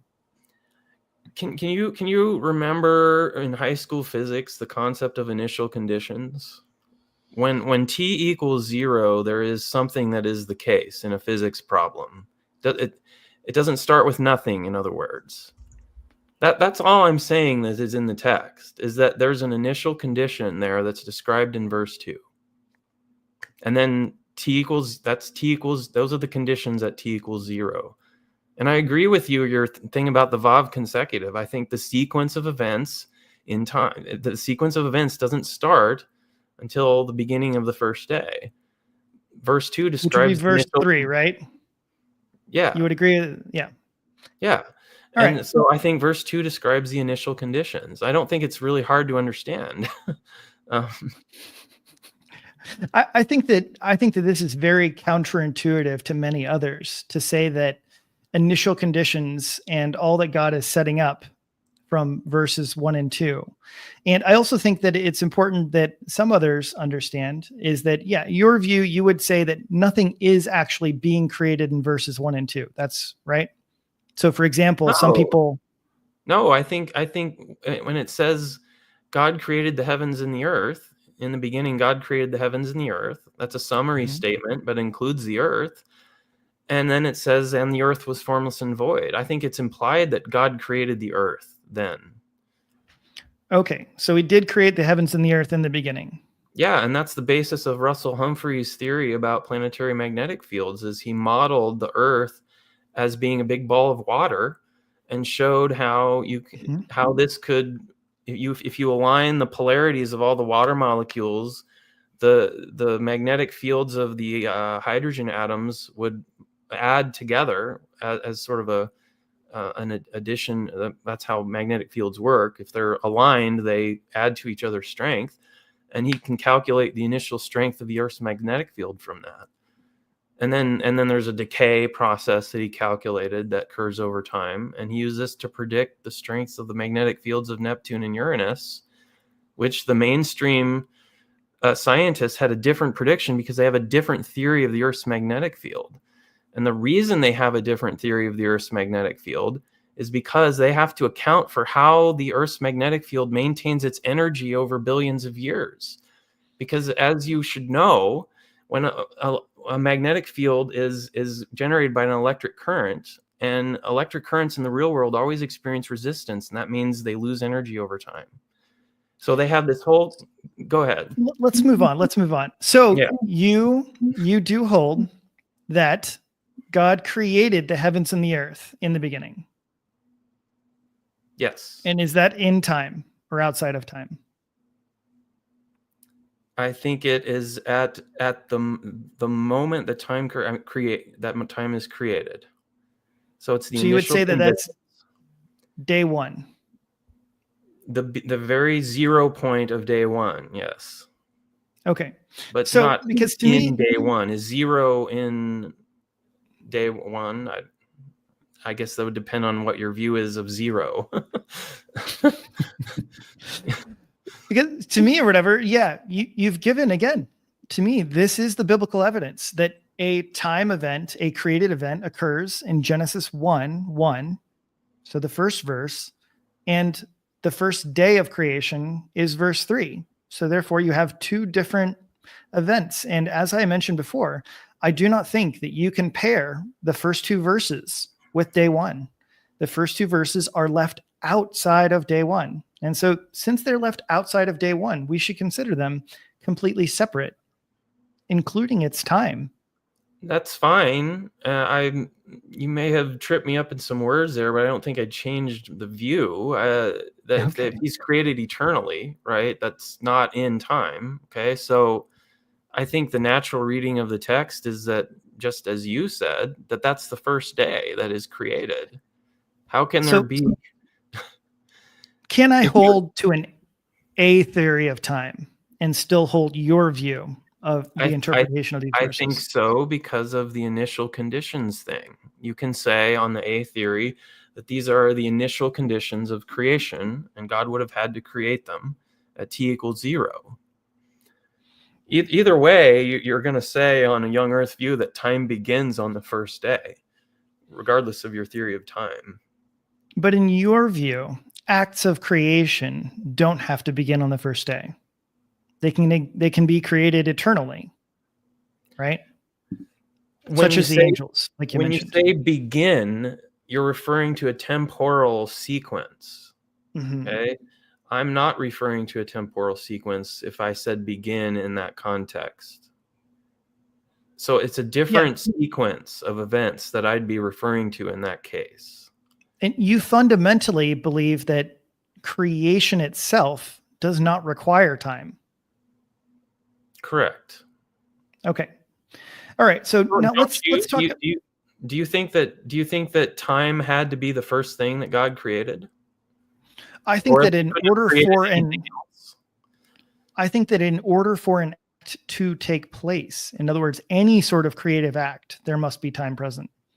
That it is impossible But you for said that God to create. But you said that God created time. So No, I remember you. God is Oh, time. okay. Those aren't the Mullins view. Okay. So Yeah. right. Okay. So let's talk a little bit about the animal death. Now, the animal death. Why don't you believe that animals die before the fall? Because I don't think there was enough time for it. I think that a husband and wife, they're literally the only two people in the universe. Okay. They're running around naked in the Garden of Eden. But Eve doesn't have a baby until after the fall. I think that's Right. very strong evidence that there wasn't a lot of time that passed between the creation of Adam and Eve and the fall. Now, and so I don't think they're really okay. Had there been more time, would animals have died?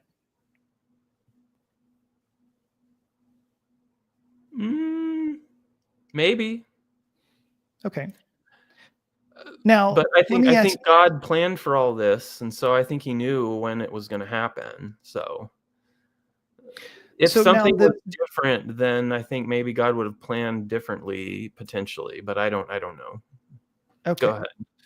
Now, fundamentally, the argument that I've gotten the most response on has been the fundamental nature of animals themselves. In other words, that animals seem to be designed, such as vultures, to eat dead corpses, lions to eat other animals, spiders seem to be designed to catch flies and bugs. Do you believe that animals fundamentally changed their very natures during the fall or at the fall? If by that you mean was something like genetic information supernaturally added to biological populations at the time of the fall, I do not think so. And I think that's indicated by two things. That's indicated by the fact that God finished His work of creation at the end of day 6. Okay. And so I think what you mentioned is the other thing, that making animals carnivorous when before they were vegetarian, or designing a bunch of ecosystems and predator-prey relationships requires such a massive reworking of biology that this would require a new creation event if it wasn't already present in the initial creation. And so I don't think there was a major event that is not mentioned in Genesis 3 along these lines. Right. So the animals always were kind of designed the way that they're designed, right? I think so. And I think that's because of God's foreknowledge. He knew we were going to sin. And so He already put some stuff that is consequences of sin into the initial creation. So what do you mean that He already, based on the consequences of sin, created or did something with the animals prior? Well, because I think God is timeless. I think He knows the whole timeline. And so He can engage in what's called backwards causation. So He can make effects occur before in the time sequence their cause, but that are logically posterior to their cause. So He can do things that are temporally prior, but logically posterior to things.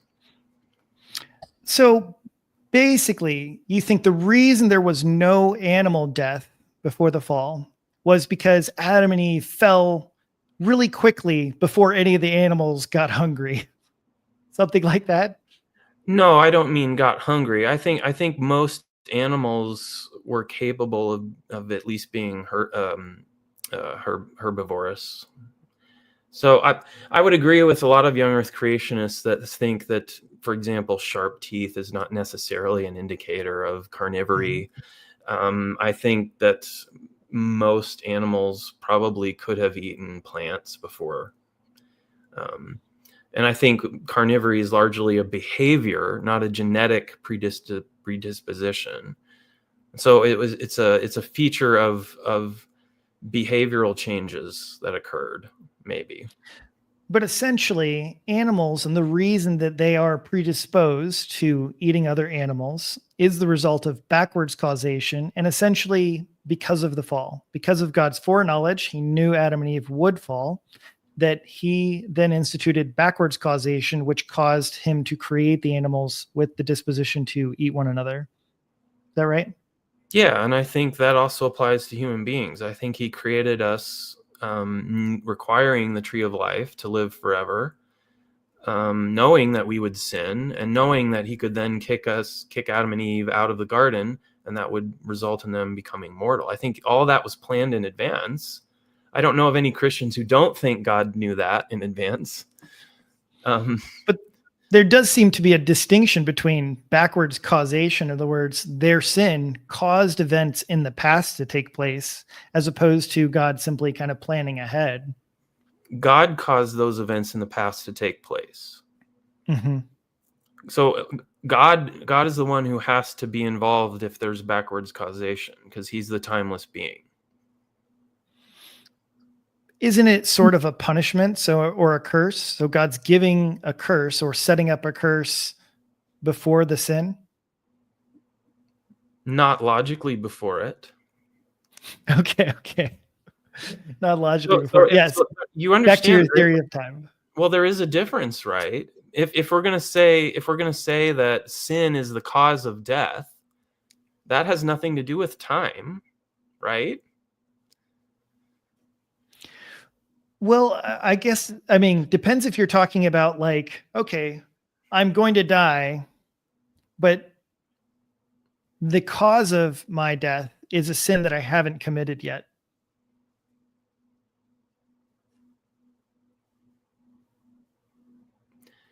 Well, I mean, I guess it depends on if you're going to die before you commit the sin, in which case you didn't actually commit the sin. But other than if your lifespan lasts long enough for you to commit the sin, then I don't see a problem with that. Yeah, but you're talking anyway. Yeah.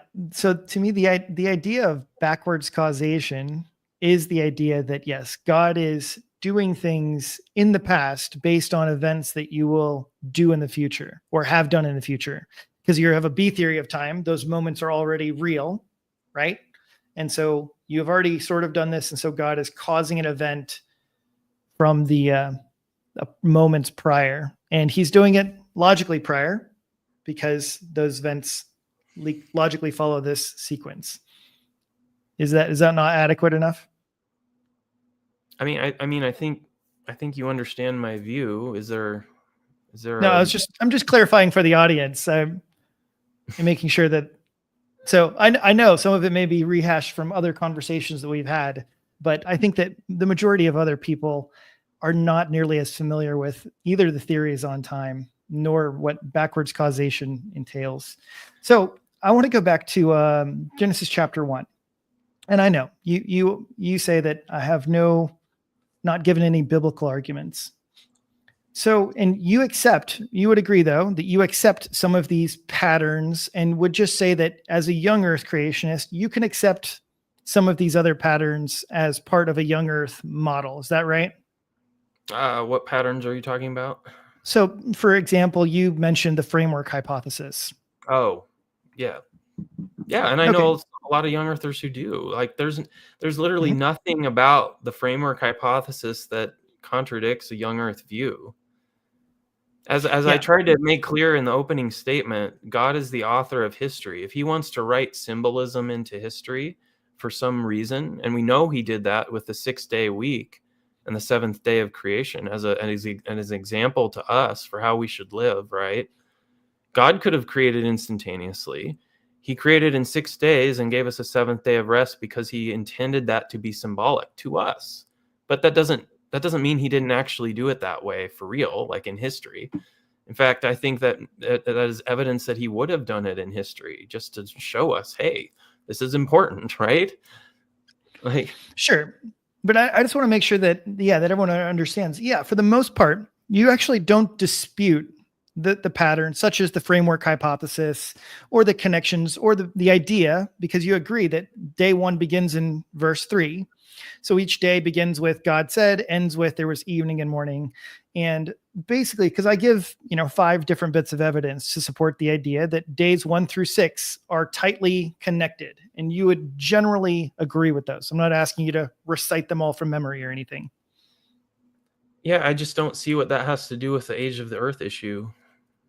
And Sure, by sure. the way, do you know of any young Earthers who have said the framework hypothesis is just right out?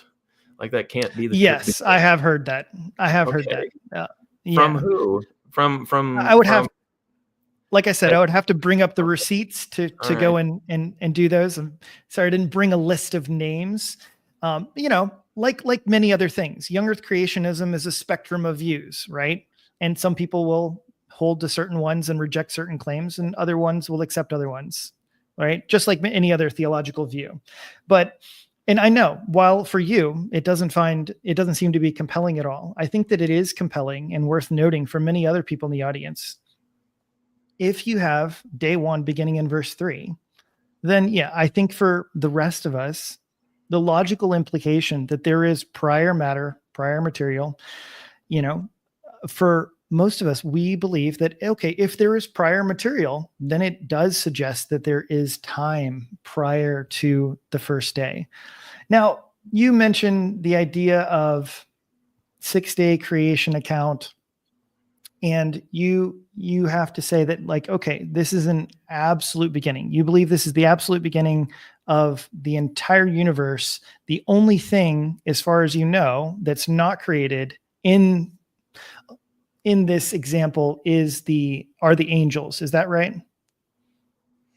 I wouldn't say that. I would say what the text says is that in the beginning, God created the heavens and the earth. You made a big deal in your opener about how this isn't the creation of all things because the angels weren't created. Again, I don't see what that has to do with the age of the earth issue. So to me, it has to do with this issue because I know our views diverge on this, but you cannot have something created. I don't think you can have something created outside of time. And so that's why I bring it up and mention it. And our differences on the time issue, as far as I can tell, seem to be the biggest difference in our views. And to me, it does seem almost impossible. I'm not sure how you could hold to your view if you don't have a B theory of time and you're not a presentist. If you think that's contrary, can you explain how could somebody hold your view and not be a presentist or not have a B theory of time? They could hold to my view. They could hold to the young earth view the same way that St. Basil of Caesarea believed that the days of creation were 24 hours before the creation of the sun, even though he was a geocentrist. Okay, so because he was a geocentrist, he thought that the amount of time it takes for the sun to revolve around the earth is 24 hours. So how do you have a 24-hour day before the sun is created? Well, Basil said, well, it's because God knew what he was doing. And what he said is what is the case. And what he said in the Bible is that day 1 is the first day, and then there's the second day, and then the third day, and there was evening and morning, and these are all the same 24-hour days. So he believed that God made the days 24 hours before the creation of the sun, even though he didn't understand how that could happen. Okay? So I think people can hold to the obvious interpretation of the text, even if they don't have a clear philosophical understanding of how that could happen. And the fact that they may not have a clear philosophical understanding and yet still come to the young earth conclusion is evidence that the text is clearly saying what young earthers believe. Is that even if we don't have this super complicated philosophical explanation, which I think I have one, we still come to the young earth conclusion. Again, because that's what the text appears to say, and there don't appear to be textual reasons for your sort of, in my mind, I refer to your view as the minimalist gap theory, because it sounds like the gap theory, but it leaves out all of the original good reasons for the gap theory from a scientific point of view, and it just takes the biblical claim. Adam, you have time for one more question if you want it. Sure. Let's do one last thing. One last thing here. And it would just be that it seems to me like my explanation is simpler, more parsimonious with the text. And I know you disagree, but to me, it seems like I don't need to carry with my view the logical moment, the precondition, all of these other baggage. To me, that it seems like your view carries in verses 1 and 2. But instead, why isn't my view simpler by simply saying that when we talk about there is a material earth in verse 2, that I don't have to posit some sort of idea of initial conditions, time zero, or a B theory of time? Why is your version simpler than mine? You're forgetting that you're claiming that there's some kind of time that passes when the Bible never says that. So if you're taking a simpler view of the text and you're just going with what the Bible says, it doesn't say there's a time that passes before day one. I think the greatest evidence of there is time is when it says, in the beginning, God created the heavens and the earth. To me, that's a time statement. So, I would right, agree. Donny. I would agree, but I think that's a summary statement. The first verse. I know you think you've argued in the past that the first and second verses can't be a summary statement. I think, right? I think it's only the first verse that's really a summary statement. But Gentlemen, Ben, let's give you the last word on that round, as Adam had the last word in round 2. Time flew by. That was close to 60 minutes of back and forth discussion, asking each other questions and engaging. Our debate question tonight is the Bible agnostic about the age of the earth. I appreciate the thought-provoking 60-minute discussion, Ben and Adam. Now we have concluding statements. Good opportunity for us to wrap up our thoughts, wrap up our points, and solidify our cases for our audience to analyze in hopefully an objective manner. Ben will give you the first 5 minutes for a concluding statement, and I will start the timer on your first word. Go ahead. Okay, well, in the opening statement, I asked Adam to give his cohesive, coherent, holistic view of the text of Genesis. We didn't hear that from him. I asked him to give us what he thinks the natural history of the world is. We got close. He's kind of said that other old Earth creationists believe in an old Earth because of science, but he didn't say that himself, and that's all that I was asking him. Does he believe in an old Earth because of science? And he kind of interpreted me as asking him what he thought the Bible said when I was asking what he actually thinks. But again, we didn't hear that from him. Our view of the text, I kind of ran out of time, so I'll just go over this now. I think that Christianity is a historical religion, and it makes claims about history, and history is very important. Most of the Bible is history. If Jesus didn't historically rise from the dead, right, we're fools and the most to be pitied among men, Paul says.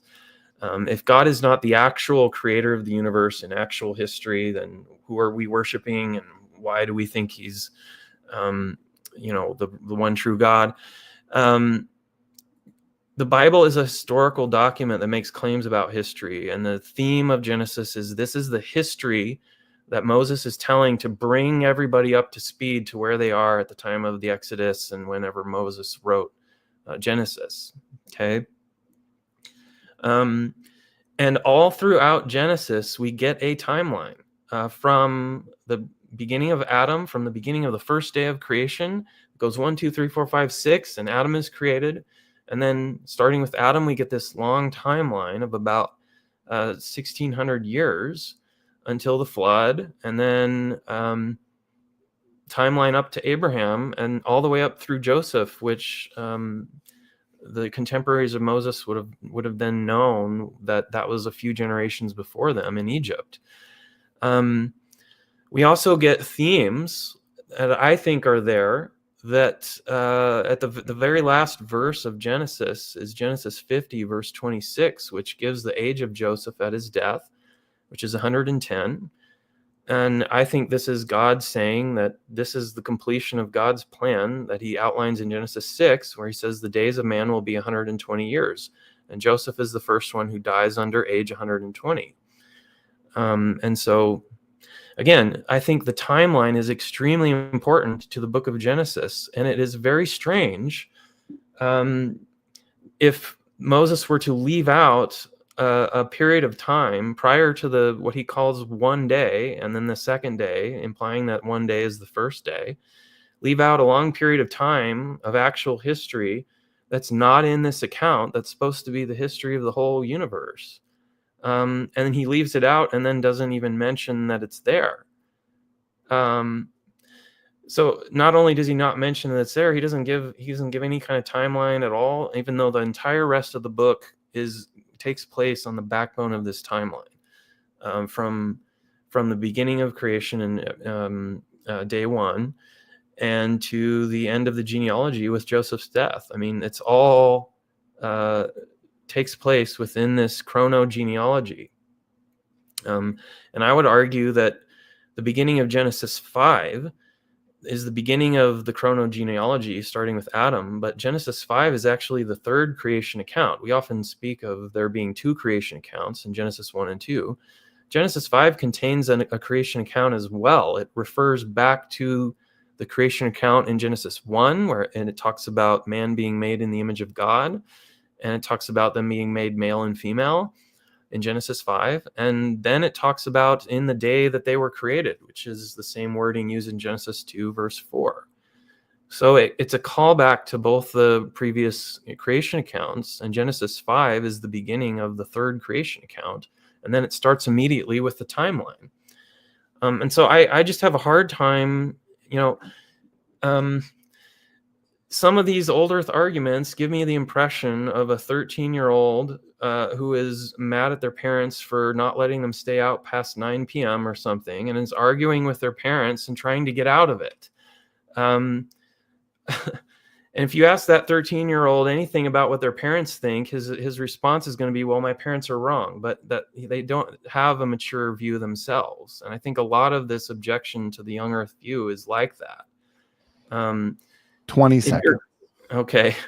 If you're looking at the text honestly and looking for it as a positive source of information, okay, what is the truth? What is it saying? I think you're going to come to the young earth conclusion. You're going to come to the conclusion that God is telling us the entire history of the world, and that was his intent. That was the intent of Moses, and it does say that. It does give us that history, and trying to weasel out of it by reading between the lines things that aren't stated in the text, I think is not a good reading of the text. And that I don't think Adam gave a whole lot of positive evidence for his view. Ben, thank you very much for that 5-minute concluding statement. To the audience, we've got roughly 5 to 6 minutes left before we start to engage your questions. Therefore, you have roughly 5 or 6 minutes to get it in your final questions, challenges for us to interact with. Adam, you have between 5 and 6 minutes for a closing statement. Go ahead. All right. So tonight has been an interesting debate. Certainly each one of them brings with it its own flair. So now you have heard the arguments, and let us see if we can draw together some conclusions based on what we've heard so far. Now, my opponent argues and talks a lot about timelines throughout Genesis and wants to follow the genealogies. However, I find it as ironic that he considers all of the events to take place in specific times, except for the first 2 verses. These, for some reason, are talked about without time, and instead are preconditions, but not have taken place in any sort of time. He also proposes the idea that angels themselves are created outside of time. And so therefore, on these bases, we don't have to have things created inside of time, but they can be created wholly outside of time. Well, to me, part of this seems unverifiable and unprovable. In other words, how could I disprove something that, oh, God created this at a particular time, if God could have created any number of things and all things without time at all? God doesn't need time to create multiple entities, the earth, the ground, or anything like that of the sort. This to me seems very implausible, and to me rubs completely against most of the apologetic training that I've had concerning the idea of the universe. The universe and creation itself beg for an answer. Why was it created? How was it created? When was it created? Ben's answer as far as when was it created was that it could have been created any indefinite number of time because of his view of time. Now, we've given several arguments, and I would just like to draw your attention to the simplicity of the arguments. You see, I think that my explanation should be preferred. Why? Because I think that it is more simple than Ben's and more intuitive to the text itself. As opposed to positing logical moments and preconditions and all of these other notions, why don't we just read the text as it is? And I actually think that my version is much more preferable. What I've presented to you is a straightforward, clear, plain reading of the text. The arguments I put forward are right out of Genesis 1, and they are something that you can check and look behind. And I think the idea that saying verses 1 and 2 occur and exist outside of day 1 is extremely natural. When we look at the rest of the creation account, the first day of creation begins in verse 3. Ben and I agree with that. And in fact, Ben grants the vast majority of structure and patterns in Genesis 1.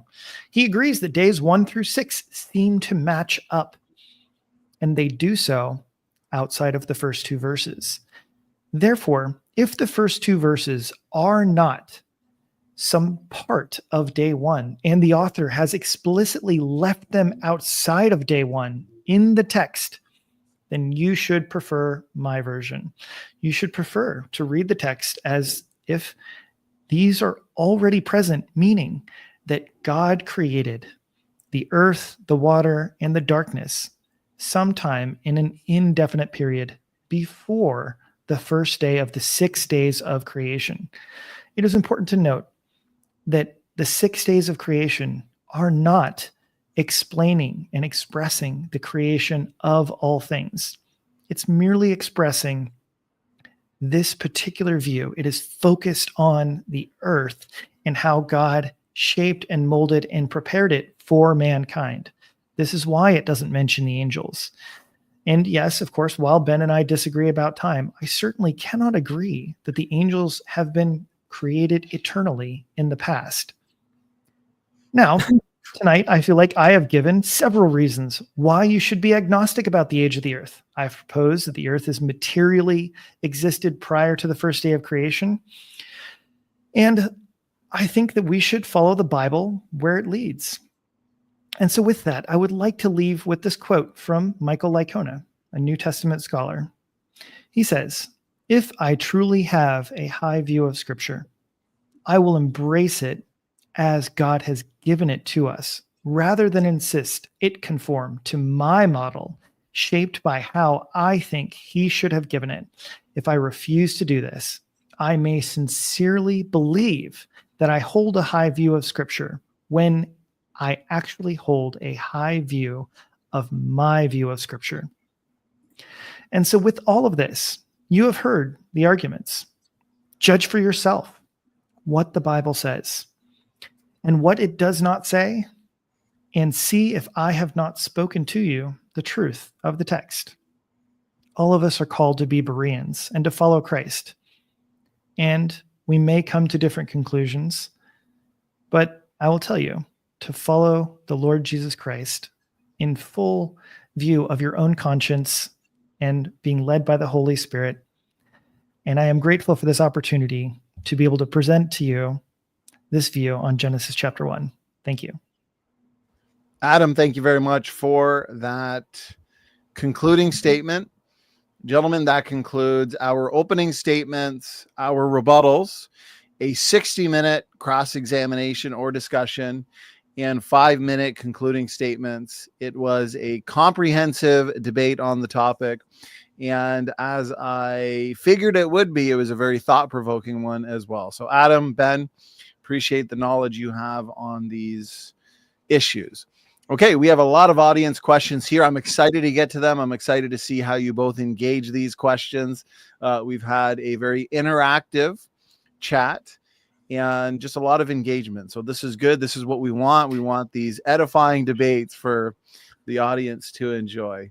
What we'll do is what we usually do. Whoever the question's for, they get to respond first, of course. Say it's for you, Adam. Ben, you can offer your thoughts, offer a rebuttal, however you'd like to choose your time. And then Adam would get the last word. So that's how we'll move along here. So first one comes in from Born Again RN. Thank you very much for the question, Steve Christie. And it is for you, Adam.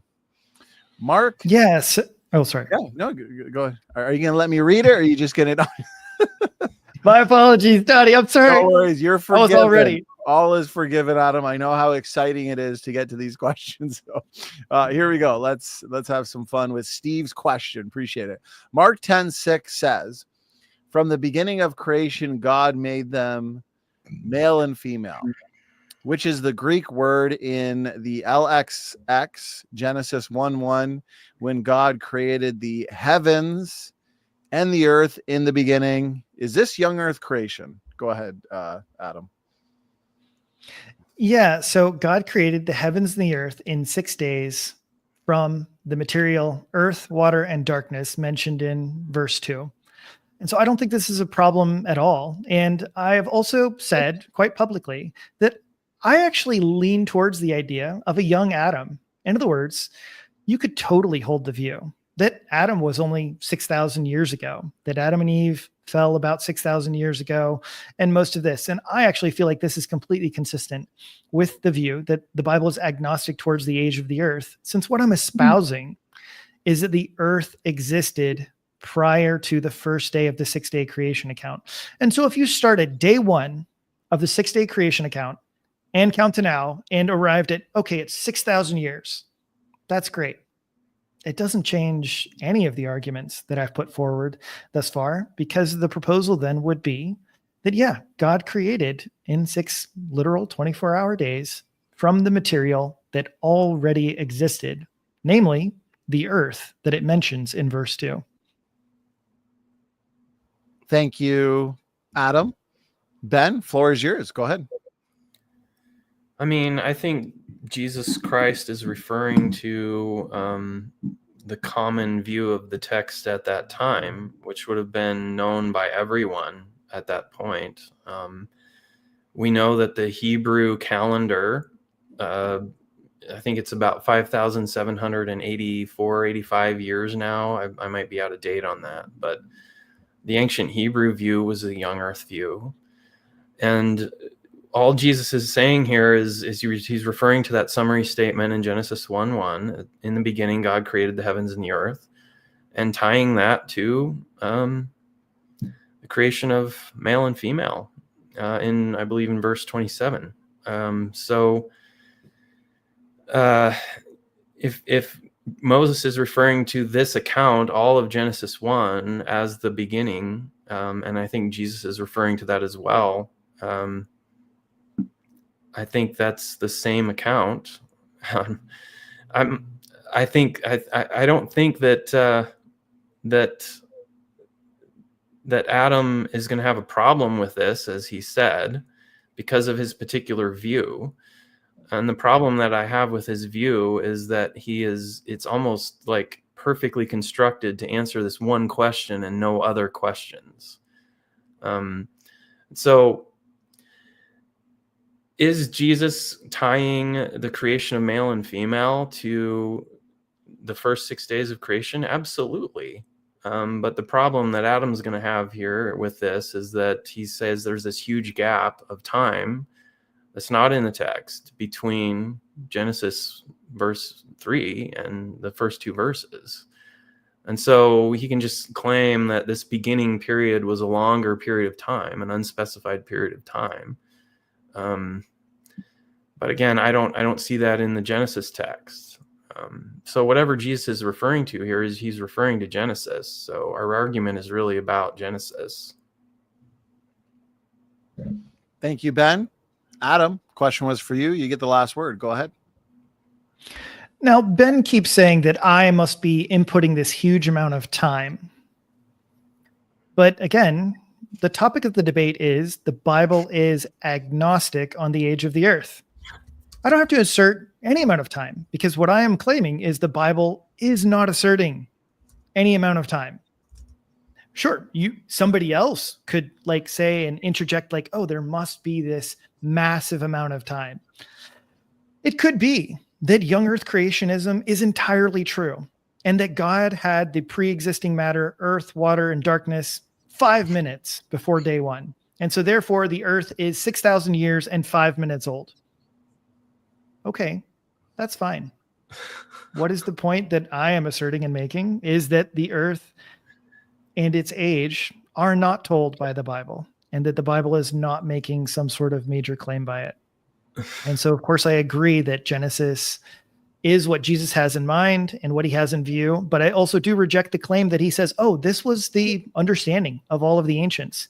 My understanding is that the ancients, what the ancient Jews thought, what most of the ancient Near Eastern cultures thought, was that the universe was made, shaped, fashioned out of material that already existed. And that the idea of creation ex nihilo means out of nothing is much more of a modern idea rather than an ancient one. Thank you, Adam, for the final word. Okay, next one's for you, Ben. Comes in from Mark. Psalm 90, verse 4 says, 1,000 years in your sight are like a day. If God's time is so different from ours, why insist that the 6 creation days correspond to human 24-hour periods? Yeah, so I didn't get to this, but I think that the debate between examples would be Ken Ham on the younger side and Hugh Ross on the older side has been very public and very indicative of the young earth, old earth debate for a long time. The problem is this: people start to think that the length of the days is a defining thing for the young earth view, and it's not. So Adam is an example of an old earth creationist who does believe that the days of creation are literal 24-hour days. That's Walton's view, John Walton's view, who was an old earth creationist. Another example would be William Lane Craig, who believes this as well. And there are young earth creationists who don't believe that the days of creation are 24-hour days. Then that would include a lot of the ancient Christians, like Augustine and Origen probably, or we know Augustine believed this. And so they're young earthers because they believe the earth is young, not because they think the days are 24 hours. Okay. Now, the specifics of Psalm 90, this is a psalm written by Moses, the only psalm written by Moses. And most likely what he's referring to here is a problem of biblical interpretation that shows up even in the Bible, when in Genesis 2, God says that on the day you eat of the fruit of the tree of the knowledge of good and evil, you will surely die. That's in English anyway. But Adam doesn't die on that particular 24-hour day. Rather, he lives to be 930 years old. Okay, and so it looks like that Moses is interpreting this as meaning that 1,000 years are like a day in this context. Okay, that and if you look in the context of Psalm 90, later on in the Psalm, he talks about our days are 70 years or 80 if we're strong, and it's almost like he knows that in the past people lived much longer than this, and that now we have this shortened lifespan. And so, and this also shows up in 2 Peter 3:8, right, where Peter says a day is as to the Lord, a day is as 1,000 years, and 1,000 years is as a day.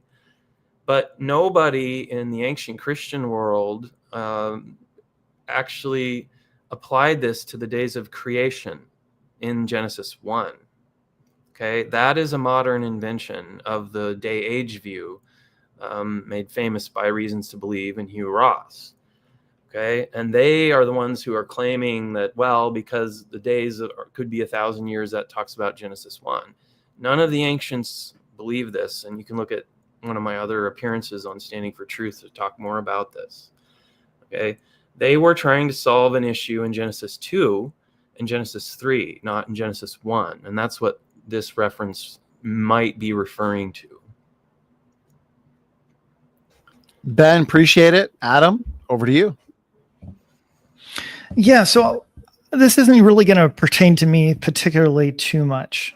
But what I want to say is that while I'm not a gap theorist or a day age theorist is what I mean to say, is that I don't hold to the view that each day is a subsequent long age, or that there is perhaps a long age in between the days.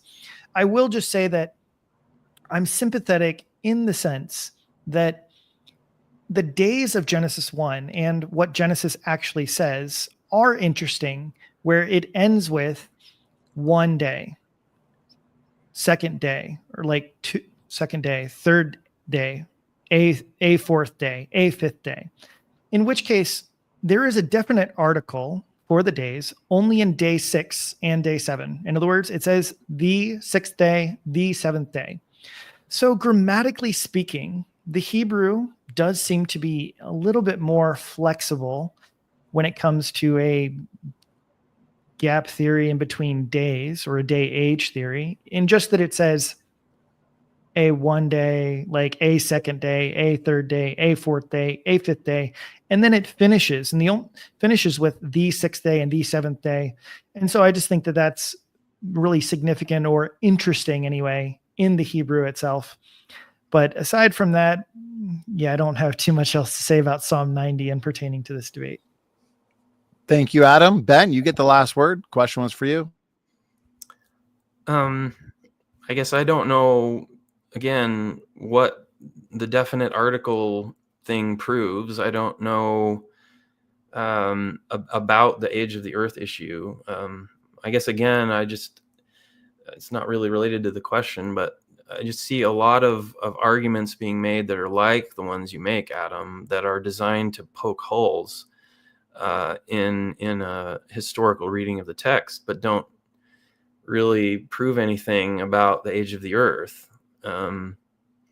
So, I mean, that's all I have to say, I guess. Okay, thank you, Ben. So that was for you, Ben. Let's get one for you now, Adam. Comes in from To Rising Fall. Question for Adam. Can you provide evidence that in the beginning isn't the start of the first day of God's creation week?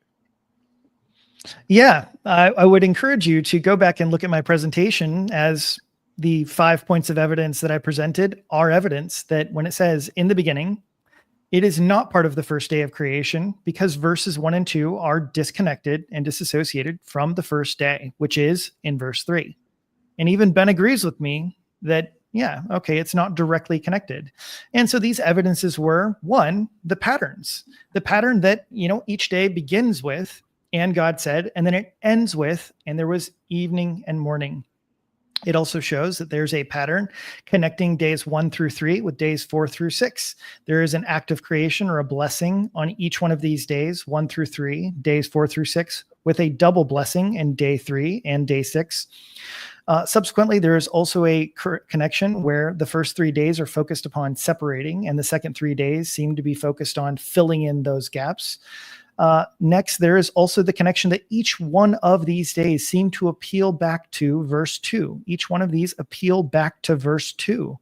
The notion in verse 2, it says there was void and darkness and emptiness, right? So there's, void, darkness, and formlessness. Each one of the days appeals back to those 3 major elements. And so all of these things are patterns and structures that appear designed, and they're designed by the writer or by God himself in how he created the world, regardless of how you slice it. When you see information, when you see patterns, you should infer design. And we know that they're designed to leave out the first two verses. Therefore, you should not connect verses 1 and 2 with the following verses. And to cap it off, the Hebrew writing itself shows that the Vav consecutive connects verse 3 all the way through day 6. But again, it, strangely enough, leaves out the first two verses of the text. And therefore, you should not think that when it says in the beginning, this is the beginning of the first day. Thank you, Adam. Ben, floor is yours. I think the bare fact that it says in the beginning God created the heavens and the earth, and a large portion of what the ancients would have considered to be the heavens was created on day 4, meaning the sun, moon, and stars, indicates that verse 1 is a summary statement. And it's very similar to Genesis chapter 2, verse 4, where it says something very similar, and it says it again in the first 2 or 3 verses of Genesis 5.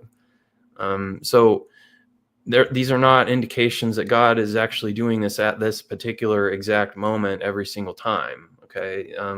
I think this is a summary statement about the creation account in Genesis 1. I think I would defer with Adam.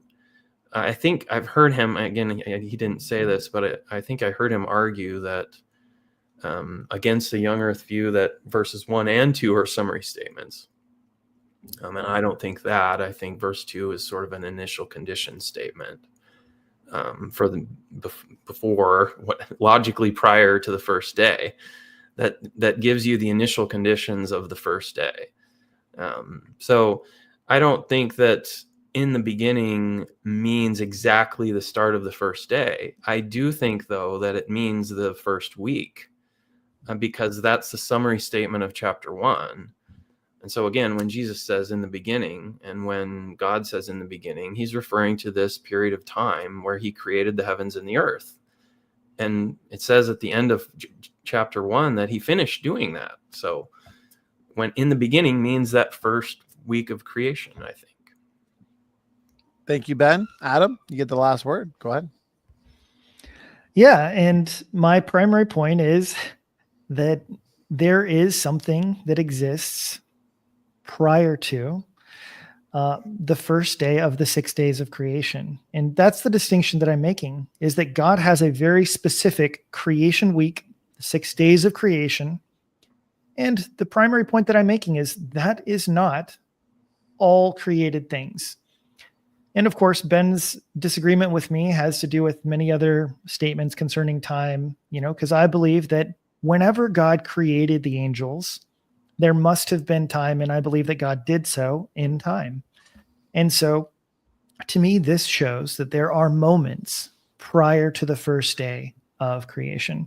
And so when God says in the beginning, yeah, sure, somebody could say that it's a summary statement. But to me, it is also a summary statement showing that there was matter. Yes. And I know Ben wants to point to the initial conditions, but there is matter prior to, and I believe created prior to, the first day of the 6 day creation account. And that when God creates during the 6 day creation account, he does so from the matter that already was present. Thank you, Adam. Okay, let's move to the next question. It's another one for you, Adam. Comes in from John Feather. Why do you interpret Job 38 verse 7 as referring to the angels when the Bible indicates in Hebrews 1:5 that the angels are not the sons of God? Job 38:7 specifically says, when the morning stars sang together and all the sons of God shouted for joy. Yeah, so this is a much more interesting and in-depth question, but I guess it really depends on what it is they're referring to. So perhaps what he means, now I was not being careful with my language in referring to the angels. Would he prefer, or would he accept instead, the watchers or the sons of God? Because if you just want to be detailed and say that, well, the angels are the messengers, but the sons of God are the higher divine counsel that God Adam, has. maybe if I could clarify, some people would say, so if you go back to verse 6, I think this is where he's going with it. Whereupon are the foundations thereof fastened? They would equate that, like a parallelism, they would equate that with the morning stars, the angels at the creation, or who laid the cornerstone thereof. And then some people would equate that with the sons of God shouting for joy at the death, burial, and resurrection of Jesus Christ, right? The cornerstone. So some would view that as a prophecy of Jesus, and therefore the sons of God referring to believers in the future shouting for joy at the resurrection of Christ. So And I'm that not would be sure. the position I take as well. So he's basically arguing that sons of God there could be referring to believers, right? We're all sons of God through faith in Christ Jesus. So to clarify, I think that's where he's coming from. Like, basically, how would you prove that the sons of God in that verse are angels and not just believers? I would appeal to the earlier chapter of Job, when God is up in the heavenly council and the sons of God gathered together and Satan came with them. Yeah, they so would. The language. And someone who would say sons of God or believers would say that's believers as well. Because that verse also doesn't say angels, right? So I guess from Job 38:7, how would you get angels out of that? Are you saying you have to go elsewhere in Job? Well, do you accept Heiser's view, Adam, on this, the divine counsel worldview? Okay, that's where he's getting at, Donnie, is Heiser's divine counsel thing, which is a whole I don't think thing. I don't think sons of God.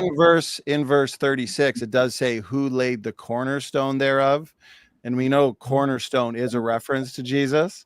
So some would argue, and I think that's what John Feather's arguing here, because I am aware of this view, that is a prophecy of the laying down of the cornerstone, the death, burial, and resurrection of Jesus in the future.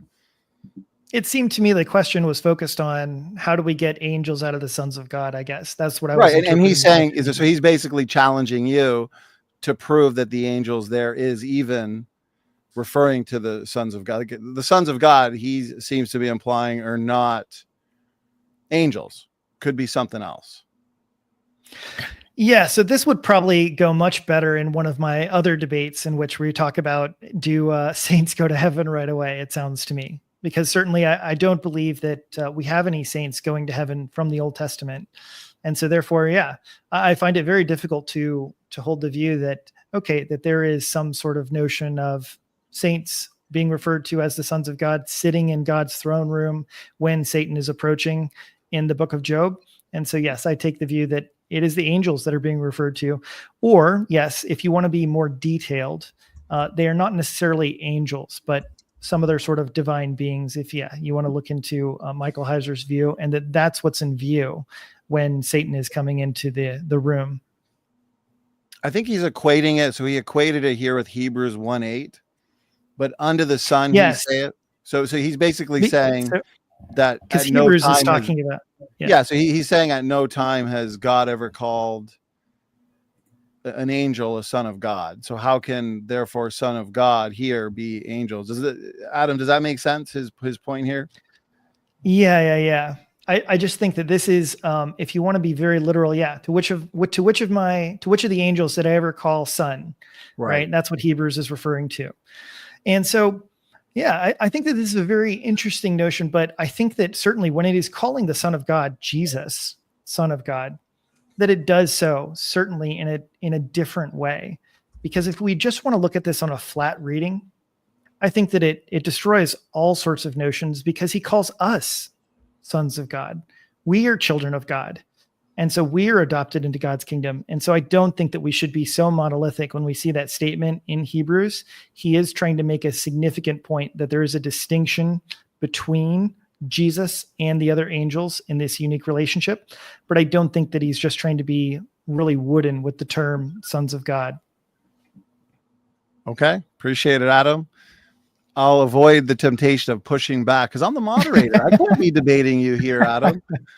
We can debate later, Donnie. Anytime, man. Yeah, right there would be a good debate. Who are the sons of God? You just gotta believers? call my buddy Donny Budinsky. He's over at Standing For Truth to set something up.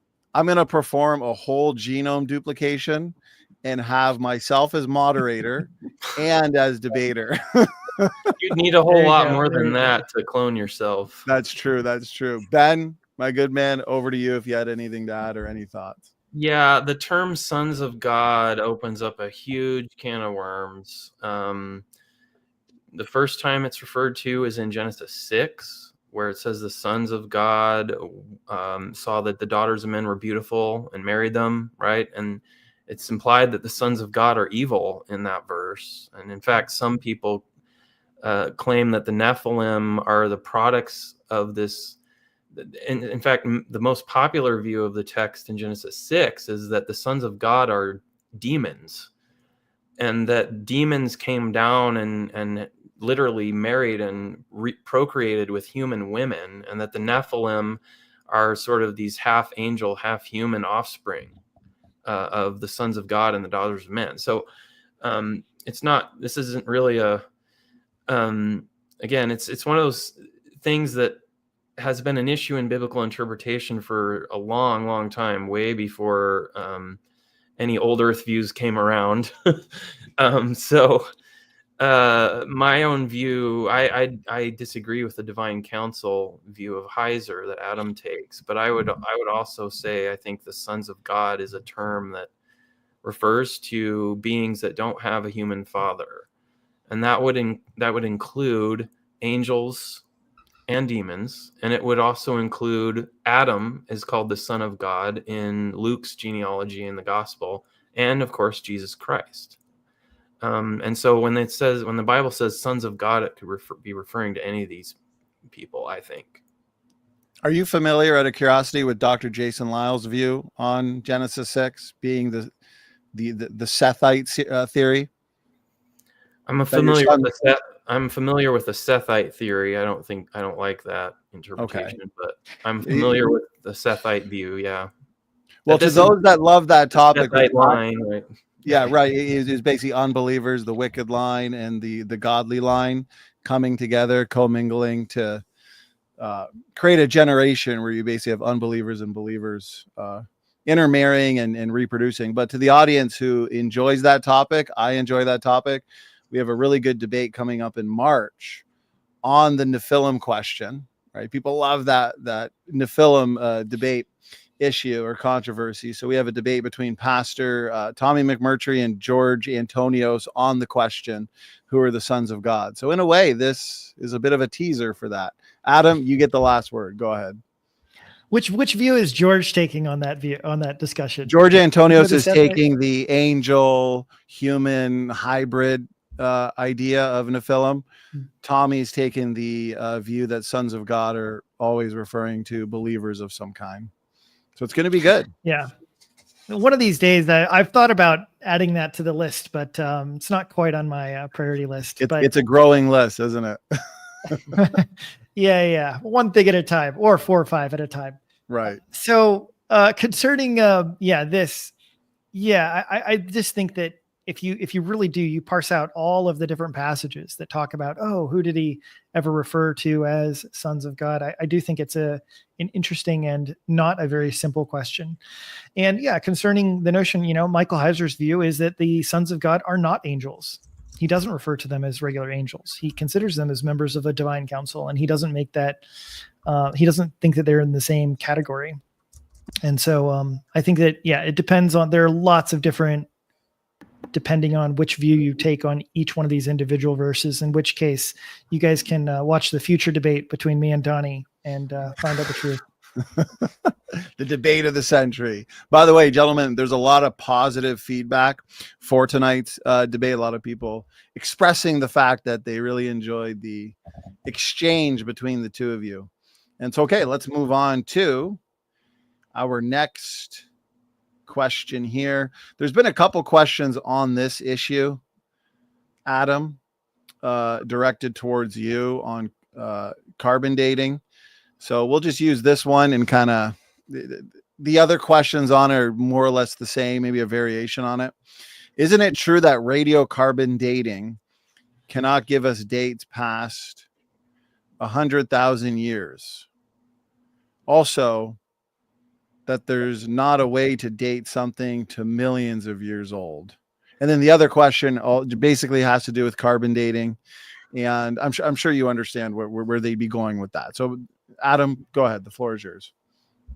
My understanding is there isn't anybody who uses carbon dating to try and date the universe to billions or millions of years old. The primary arguments that are used for dating the universe past these great limits, such as billions of years old, are going to be views like the red light shift theory and the expansion of the universe. It's going to be other more I can't think of the word, but astrological, like the cosmological arguments that are going to be the dates are going to be the arguments that people are going to use for things like this. So the carbon dating and those other types of dating methods, I just don't think are used at all to try and date the universe or the Earth as far as these other things. Because, for example, most people do date the Earth to billions of years old, and they don't use carbon dating to do any of those things. Appreciate it, Adam. Ben, floor is yours. Yeah, in my secular chemistry class in university, my non-Christian professor told us that carbon dating doesn't go past 90,000 years. So nobody uses it past 90,000 years. That's not the only method of dating things that the old earthers will appeal to. Radiometric dating is completely different from carbon dating. They're two different things. So carbon dating requires that something have been alive. So you can't carbon date a rock, right? Because the whole point of carbon dating is it's referring to the exchange between a living organism and the radioactive carbon, or the ratio of carbon-14 in the atmosphere, in CO2 in the atmosphere. And it interacts with the atmosphere by breathing. Even plants breathe. And so you try to trace it through the history of the atmosphere.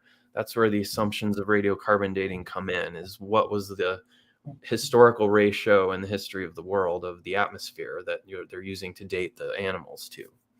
So carbon dating can only refer to animals that have an interaction with the atmosphere.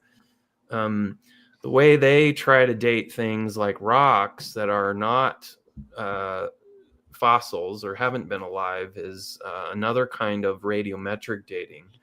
And there's several different kinds. There's uranium, lead, and potassium argon. There's a few others.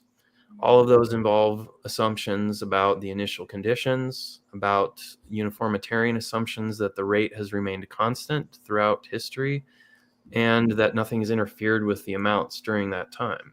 Okay, so the really old ages, like millions of years or billions of years, they will use other forms of radiometric dating, not carbon dating.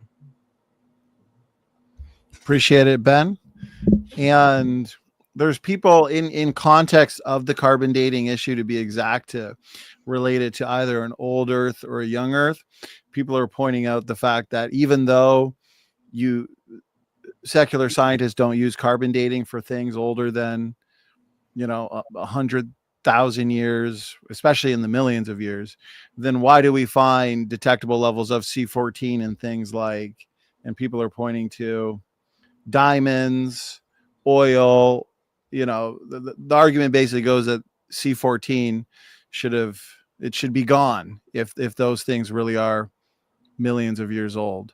So and I think they've actually, creation scientists have basically said that every single thing that has been found with carbon in it has detectable levels of C14, which can't be the case if it's even millions of years old. So that seems to be more of the challenge to you in these several comments and questions, Adam. So let's hand it to you and feel free to address or engage those points. Yeah, so there is and I don't know, maybe Ben and everyone will get sick of kind of hearing this sort of notion, but so there are lots and lots of scientific arguments, and this is one of the things that makes this subject an interesting subject, is that I'm trying to understand, again, the fundamental assertion like we talked about during our debate. And that is that how can we say that there is sufficient or quite a bit of scientific evidence for a young Earth view if the young Earth view is predicated upon the Bible? It seems difficult for me to understand why my scientific position should change based on biblical evidence. And to me, that's what I feel like I'm hearing from many of the young Earth proponents. Henry Morris, Jason Lyle, Kent Hovind, that they are purporting that, yeah, if they did not have the Bible, and yes, it goes back to the difference between observable science and historical science. Their claim is that the Bible is the only thing that's going to give us this historical information. So I don't understand what about the scientific evidence is supposed to change, or if they are just tacitly accepting the idea that scientific evidence weighs more heavily in favor of an old Earth. So that's to me my difficult view with the great many of these questions. And as some people have pointed, like, oh, but this seems like it points to a young Earth. One scientific piece of evidence that shows one thing is young does not show, therefore, that the entire universe is young. And so I don't think that we can simply say, oh, because one rock is young, therefore the universe is young. And even in secular science, they don't say that the Earth is the same age as the rest of the universe. If I could add a level of depth to that question, because earlier Ben brought up helium and zircon crystals. These questioners are bringing up C14 in diamonds, oil, things that are supposed to be millions of years old, yet there's detectable levels of radiocarbon. There's been other instances where people would bring up coral reefs. So Adam, just to push back on you a little bit, there's been many lines presented to you, but you always say, well, just one isn't going to, but I've seen several now. So how would you, so I guess an extra layer to this question, how would you address the many lines of evidence that creation scientists would look to then say, okay, these many pieces of evidence give us a conclusion that the Earth is young? So it's not just one, but many pieces. Adam, go ahead. So to just go ahead and post everyone on social media that young Earth creationists believe in zircon crystals. That's the best way to, no. Like, forgive me, that's a joke, because for most people that sounds bizarre. But here's can my you reiterate here's my what? So can you reiterate what Yeah. Ben said earlier about why creation scientists would look to helium and zircon crystals as being a strong piece of evidence for, and not to put you on the spot, but are you familiar Sure. with the overall argument of helium, the helium challenge, Adam? So yeah, so number one, I am not an expert in science, and no, I do not have the same scientific expertise as Ben, and so no, I don't know this particular argument. And my struggle is for those that do know it and articulate it and hold it. I don't understand. My big problem here is that for all of the young Earth creationists, I don't understand why I should take these arguments quite seriously if they say, if they didn't have the Bible, these arguments wouldn't convince them the Earth was young. So if you can't could, understand. as moderator, because I'd like a citation for that, because I've never heard Kent say that. I've never said that. Okay. I've never heard Jason Lyle say that. He's been on a couple times. So maybe, what we'll do is hand it to Ben and allow him to respond. Have you said that? And maybe you have. I don't know. I know I haven't, but Ben, let's give you the opportunity to respond. He's asked me that question, and I've said probably I wouldn't be without the Bible. But to me, that's sort of like saying, what's the strongest evidence for your view? And you tell someone what the strongest evidence is. And then the person asks you, well, if that piece of evidence didn't exist, would you believe this? And you're like, I don't know, but maybe not. Like, that's not surprising at all to me. What I don't understand about Adam's argument here is why he seems to think that we can only believe what we do because of a single argument or piece of evidence. Why can't we have a cumulative case for our belief where a bunch of different things we think adds up to a very strong case cumulatively? Cumulative cases are very common in philosophy and theology and anywhere else. So we can say we have all these scientific evidences that give us confidence that our biblical interpretation is correct and acceptable. I don't see why the fact that some of us might say that without the Bible we wouldn't be a young earther means that scientific evidence does not add to a cumulative case for a position. Do you understand the concept of a cumulative case, Adam? Go ahead, Adam. Yeah, of course I do. Of course I Okay. understand the argument for a cumulative case. But just as you said, you do think that you would not come to the conclusion of a young earth without the Bible. Maybe. Okay. All that's doing is admitting that I think that the Bible is the strongest piece of evidence that exists for the specific 6,000 year age of the earth.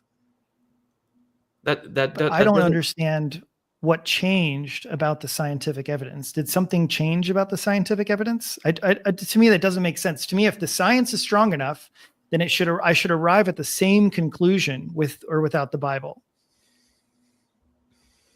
And I think this goes back to what I was trying to say before in anticipation of all this, is that young earthers think that there is this major distinction between historical and operational science.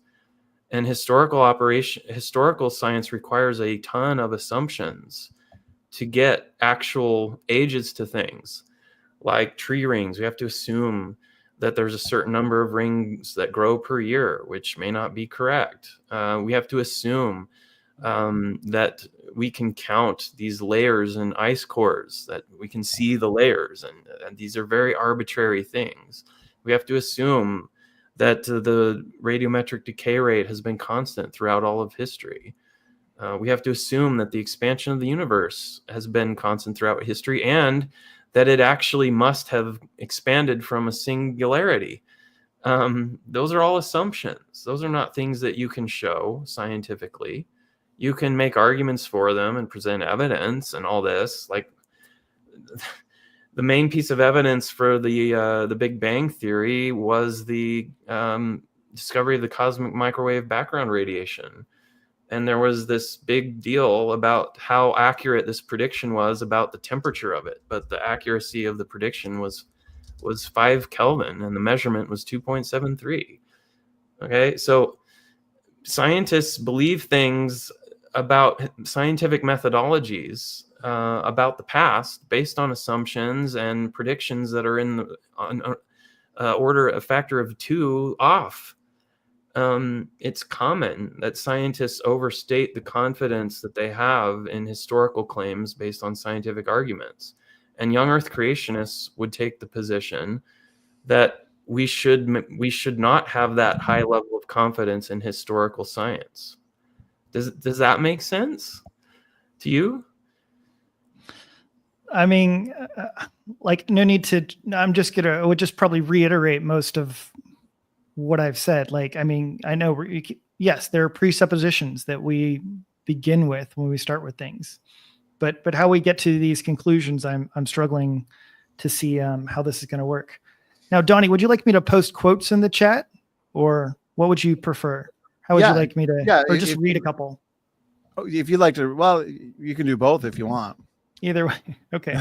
So as an example, I think Jason Lyle says this, right? He says, what do we see is consistent with thousands of years. So what is he pointing to? He's talking about scientific evidence. Of course, there are lots of other lines of evidence I could mention that are indicative of youth. I don't offer these as proof because, as I mentioned earlier, you can't prove scientifically the age of something. Just that I'm showing you that there are inconsistencies in terms of uniformitarianism and naturalism. Jason Lyle's talks, he has often said that he believes he can only offer things that are consistent with 6,000 years. However, scientifically, there is no official evidence that can be weighed one way or the other.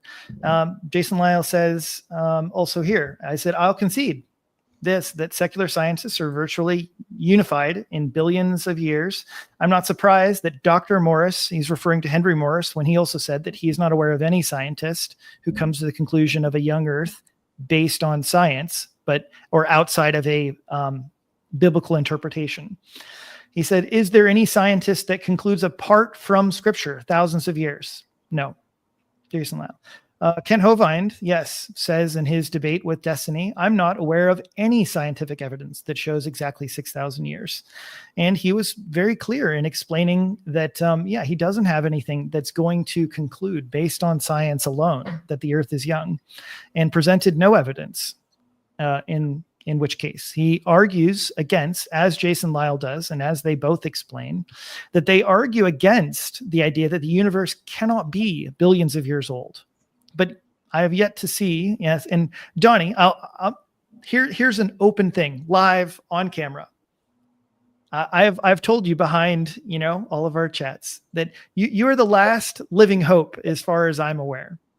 So I would love to have further conversations on this topic, on the scientific evidence, because to me, you are one of the only ones in the major camps regarding, Ken Hovind, Ken Ham, Jason Lyle, Marcus, Dr. Marcus Hugh Marcus. Oh man, Marcus Ross. Marcus Ross. Yeah, Marcus I Ross. think they're fusing. Hugh Ross. Right there is the perfect fusion of Hugh Ross and Marcus Ross into To one. make this Well, I know to make he's- it even worse, actually, I was at an ETS conference where Marcus Ross sat directly behind Hugh Ross, or vice versa. And so when someone asks them a question, it's like Dr. Ross, they're like, "What?" Yeah, that's the worst. But yeah, I mean, each one of these to me, a great example as well is Dr. Ross. I believe that the creation was fundamentally altered at the fall, and I would disagree with you on the statement that the laws of physics have never changed since creation. So Dr. I Ross, think we'd have to really examine those quotes and talk to those making them, because someone like Jason Lyle, who's been on this channel, he's pointed to things like the James Webb Space Telescope and made future testable predictions before the data came out and said, hey, if the universe is young, this is what we should see. Then the data comes out and it's consistent with what Jason Lyle said should be true if the universe is young. And so there's a confirmed testable prediction. So, these scientists, when they speak about things like you can't prove the Earth is young, you can't prove the Earth is old. And this is something we could have a discussion on because I am the moderator. That's true, because science doesn't prove things, right? Every scientist would say, yes, science doesn't prove things. It doesn't even necessarily disprove things. Science deals with coming up with a hypothesis, coming up with testable predictions to either confirm or falsify that hypothesis. So someone like Jason Lyle saying, yes, we can point to scientific lines of evidence that are consistent with young Earth creation, that to me sounds like scientific lingo, basically being really careful to not say, well, this like for me, I'll never say, well, helium and zircon crystals prove a young Earth. No, I would say it's supporting evidence or it's consistent, because again, science doesn't prove things. So when I interpret what someone like Jason Lyle is saying, that's how I'd interpret it. I could be wrong, but that's what it sounds like to me. Ben, what are your thoughts? No, that's not just a young Earth thing. Most scientists who are careful in what they say will not use the word proof. They will use the word demonstrate. Okay, so when they talk about an evidence for a theory, they'll say this demonstrates this theory. Okay, they will not say prove, because proof implies a logical proof or like a mathematical proof, and those just don't exist in science at all in any way. Science, and the reason, I can tell you the reason is because we've had enough history with modern science to know that over and over again in the history of science, scientists have thought that they had the right theory, and they said, this is proven, this is absolutely truth. In fact, Immanuel Kant claimed that Newtonian mechanics was not just proved to be true, it was necessarily true, meaning that God himself could not create a physical universe where Newtonian mechanics was not the case. That's what necessarily true means. So they were so convinced of Newtonian mechanics, and yet 100 years, a little over 100 years after Kant, all of a sudden that's no longer the consensus view of gravity. And why? Because we observed new data. We observed new things that came along that showed our previous theory was inadequate and suggested a new model was better. And that's why scientists think in terms of inferences to the best explanation. We don't say that this is the ultimately true theory or whatever. They say this is the best explanation that we currently have for the data. We think this is the best theory out of all the ones we know of. And there may be unknown theories that some future Einstein comes and figures out in the future that is better. We don't know. That might happen. So they're leaving it open, right? So they don't say things like prove, or they don't even often anymore call them theories. The term is often used to be used as models nowadays, which is a softer term. And it's because we have this long history of people confidently declaring we know the truth scientifically, and and then that gets thrown in the dustbin of scientific history because of new observations. Science is open to new data, and we have to remain open to new data and remain humble about scientific claims. And I think young Earth creationists have a natural affinity for that position. Because we understand that the limitations of science. And I think the problem in our society is there's a lot of lay people who don't understand that and think that science is this black box that magically gives us truth about the world. And learning more about it helps you understand its limitations. It's like anybody, I can't even remember where this comes from, but like the more you know you don't know, you know? And so that's really an intellectually humble position and a mature position to say, look, this might be evidence for this or evidence for that, but it's not proof. I think that's a better understanding of science than most people in our culture have. Let me just, I just want to clear this up a little bit because I don't want to be misrepresented from this point forward. Not saying that you guys are intentionally doing any such thing, but yes, of course, I certainly understand the difference and the philosophical difference between proof and evidence, models, creation views, all these things. What I'm hinging on is not the idea that, okay, there's like none, like all the scientific stuff, like, oh, like I'm discrediting it all. Like directly or anything like that. But what I am hinging on is the idea that as far as I can tell, and yes, I do not believe that I am taking them out of context when I make these quotes, but I am getting at the heart of what it is they are claiming and saying is that their view scientifically, their view, conclusion of how they would arrive at the conclusion scientifically does hinge or change based upon their biblical interpretation. That's what I'm saying. And if that's not true, I would be very interested. That is my understanding of exactly what Jason Lyle is saying, is that if he did not have the Bible, he would come to a different conclusion. I don't think that's what he's saying. I think he's saying if he did not have the Bible, he might not be a young earther. That doesn't mean he would come to some different conclusion about the age of the earth.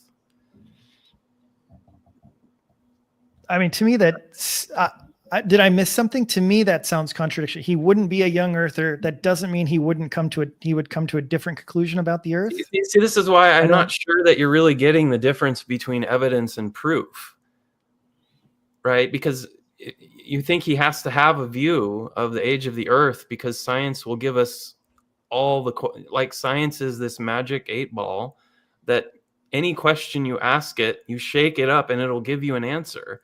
Science doesn't always give us answers to the questions we would like to ask. And neither does the Bible. That is my claim for the day, is the Bible is agnostic on the issue. It doesn't give us the answer. Well, I think it does. And that's the purpose of the Genesis text, is to tell the history of the world, but we went over it already. There we go. Back to square one. But can we agree though? Can you at least agree that maybe someone could be agnostic based on scientific evidence alone? And that could be Yeah. what Lyle Oh, yeah. means, That he's agnostic on the age of the earth? based on scientific evidence alone. So that I would be interested in that, but I would say that that's conflicting, because basically to me, that would be the conclusion that science is not giving us information, or it is not telling us the earth is young. And therefore he's concluding that the earth is young based upon the Bible and not science. But he would be saying that science is not telling us the earth is old necessarily either. And all he's giving is evidence from science that supports. He's not agnostic, right? I know that. But based on the Bible, he thinks the Bible says that gives us the age of the earth. And then he uses scientific evidence to support it. And most of the time, young earthers are using scientific arguments. Like Lyle's biggest issue is the anisotropic synchrony convention. Why? What is that? Mm-hmm. That's a defense against an argument against the young earth view that's coming from science. Okay, so that's just defending the young earth view from a scientific argument. It's not necessarily that Lyle is saying this is knockdown proof or really awesome evidence that the earth is young. The ASC doesn't give you an age for the earth or the universe. In fact, what the ASC is just a different timing convention that is allowed within special relativity. So that may be what he's talking about, is that the ASC itself doesn't give an age for the universe or anything like that. But that doesn't mean he would say that scientific evidence for an old Earth is overwhelming. Does that make sense? Well, I mean, just arguing against old Earth views and positions. My point is that his view of the age of the Earth is largely just based upon the Bible. And if you don't have the Bible, then his view of the age of the Earth would radically change. That's my understanding. That's my understanding. Yeah, and if you didn't have science, right? If science didn't exist, most old Earthers would not be old Earthers. We lost him. I think Adam was raptured. Well, we'll see if he's sent back to finish the debate, at least the closing words. That's been a lot of fun. I appreciate you both, Ben and Adam, if Adam's listening, but he'll probably be back soon. The banter, the in-between question discussion, allowing me to add some clarifying questions, and he is back. Adam, you left us in suspense, but gentlemen, I gotta say 3 hours has flown by. I feel like we were just backstage discussing details before we start. Adam, I was just saying you guys are good sports. I appreciate the banter. I appreciate you engaging my points of clarification. What could be fun one day is just a podcast, laid back discussion, all three of us, or maybe 4 people, who knows. There's a lot to discuss, and this Q&A, as usual with the audience Q&As, it allows us to elaborate on points, to further discuss issues, since there is limited time, obviously, right, in your rebuttals and your cross exam. So this is good. This is a great topic. You guys are good sports. I appreciate the professional nature of the debate. So if we could, let's get some final words and final thoughts as we that was a good amount of time spent on audience questions. So, okay, Ben, let's start with you. Appreciate you doing this. I hope you had as much fun as I did, and also the audience. And Adam, with that smile, I can tell you had a good time as well. So Ben, let's hand it to you. Final words, final thoughts. Yeah, well, I appreciate Adam being willing to discuss this without blocking me. So, as soon as this ends, Adam, block. Hold on, I gotta make some adjustments right now. Just kidding. Yeah, I would like to say, Adam, that I think you're a sincere person, and I think you're genuinely struggling with this, and I've appreciated a lot of your other commentary on the Bible. You clearly have some a love for the Bible and insights into clues in the Bible as to what things might mean. And I always find your takes interesting. I wish that you would be more clear about what your own actual views are.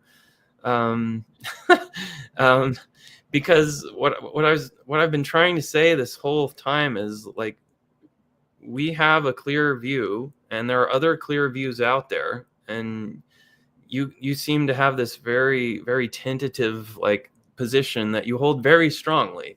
And that's fine, but I think the metaphor that C.S. Lewis used was the Christianity is like a house, and we're not meant to stay in the hallway. We're meant to go into one of the rooms.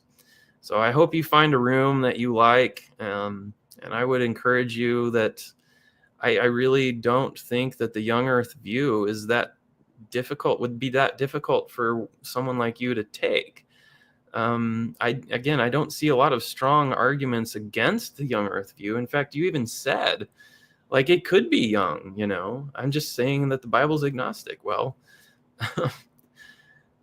I don't think there's a lot of barriers there, so I don't really understand why the young Earth view is the only one you're arguing against. But I don't know. That's something we can talk about some other time, maybe. Okay, Ben, appreciate that. I love these healthy discussions that are also thorough. I do think you both managed to discuss and engage a lot of the most important points on this issue. Specifically, the question, is the Bible agnostic about the age of the earth? We even got some science in there. So best of both worlds. To those that enjoyed what they heard from Ben, here is a link to his podcast and also his creation.com page. Adam, thank you as well for doing this. You're always a good sport and laid back during these debates. And you are racking up a lot of debates on that debate resume, that's for sure. So, Adam, hope you had a good time. Thanks again for your time and also work prepping for this. Let's hand it to you for some final words, final thoughts. Yes, well, yeah. Thank you, Donny and Ben, for not blocking me. So, yeah, you know what? I haven't had as much luck necessarily in discussing some of these issues with other young Earth creationists. Not everybody is willing to talk about this. So, hey, cheers to both of you for being willing to talk about this. And yeah, to engage in some thought-provoking conversation concerning the Bible. I don't understand why Ben is so confused as to what my view is, or as to why it is not so clear. I think that my position has been fairly clear. I am asserting that the Bible is agnostic. Agnostic is a view. The idea of event horizon, in other words, that there is something beyond what we can see, where the answers specifically lie, is not unreasonable or illogical. There are many things in which the Bible does not tell us, and we can say it's like, well, but we should have a clear view on all things. And I'm just saying that this is one of those things the Bible has not told us. Now, Ben agrees with me that the Bible is agnostic on the creation of the angels. And I'm just saying it is also agnostic on the material creation of the earth itself. That's my position. That's my view. And I'm saying that, yes, you cannot know it.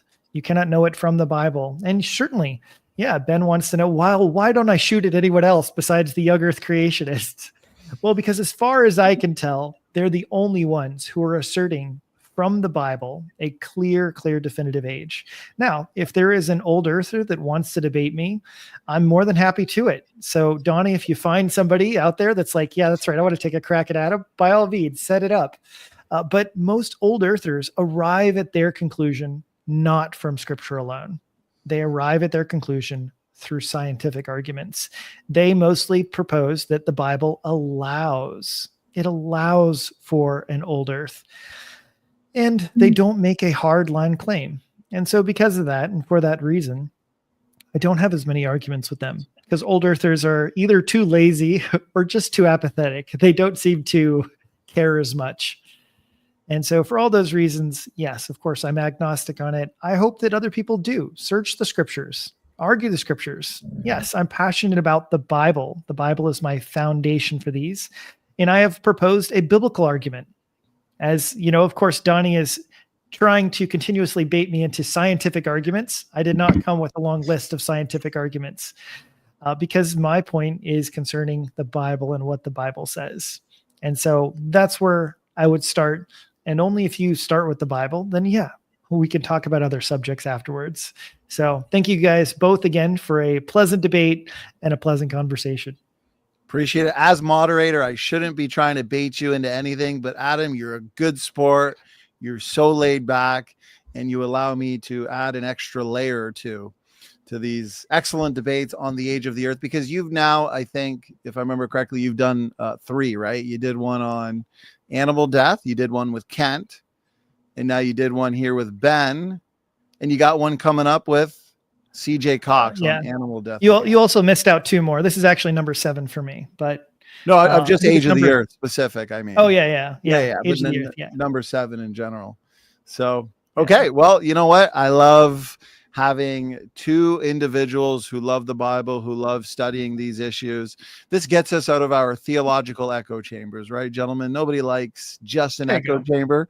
So it brings us into the debate coliseum, which I'm now going to start calling it because of Ben. So that is copyrighted by Ben. So excellent debate, gentlemen. Lots of positive feedback from the chat. Again, for those in our audience, if you like what you've heard from Adam, if you've enjoyed what you've heard from Ben, please check the description box of this video, and you'll find links to their podcasts and also their YouTube channel. So, gentlemen, we are going to let you guys out for the night. Ben, see you later. Adam, talk to you soon. God bless, gentlemen. Okay, guys, there's another one in the books, and I have been looking forward to this for a while, since specifically we started to discuss the details on organizing and scheduling a debate between Ben and Adam, and they didn't let us down. This was a good, thought-provoking, engaging debate. Both Adam and Ben are easygoing. They're laid back. They know their stuff, and therefore what we get is a thought-provoking debate on the question, is the Bible agnostic about the age of the earth? So real quick, I am going to go over just some real quick announcements. Then we're going to wrap things up, as we are over the 3-hour mark now. Time flies by when you're having fun and debating the age of the earth. So what else do we have for you this week? Well, as always, we've got a week packed with content for you guys. This one's coming up. Is God one or three divine persons? Praise I Am versus Andrew Griffin. So this should be a fun debate, as both parties here have engaged the nature of God, topics related to the nature of God many, many times. So this should be good. Then on Saturday, we've got our much anticipated debate on common descent or common design. 2 proponents, one of young earth creation or common design, one of evolution or common descent. Both very well known in the world of creation versus evolution, both very knowledgeable on these topics. I am pumped for this one. So Dr. Jerry Bergman, Dr. Dan Stern Cardinal, common descent or common design. This will be one to remember for sure on the topic of evolution, origins, and ancestry. And so this will take place this Saturday. Should be a good, solid, professional, technical, and sophisticated debate. Now, last week we had an excellent week as well. A couple notable events to remind you guys to watch and enjoy. Last week, Sam and we had the privilege of interviewing New York Times bestselling author John Burke. Beyond the Veil, Exploring Heaven and Near-Death Experiences. Excellent program. Much of what was discussed and presented by John really blew my mind. And I'm glad to see the positive feedback on that specific podcast. We also had a much anticipated debate between Dr. Dino and Dr. Chris Thompson. This is going to be a tough one to beat, in the sense that it was lively, entertaining. This was a good debate. If you're looking for a good, solid, engaging, an entertaining debate, this is it. Dr. Dino, Dr. Chris Thompson, they debated carnivora, the order or carnivora, the order carnivora carnivores, the evolution of carnivores. So this was good. This was Saturday night.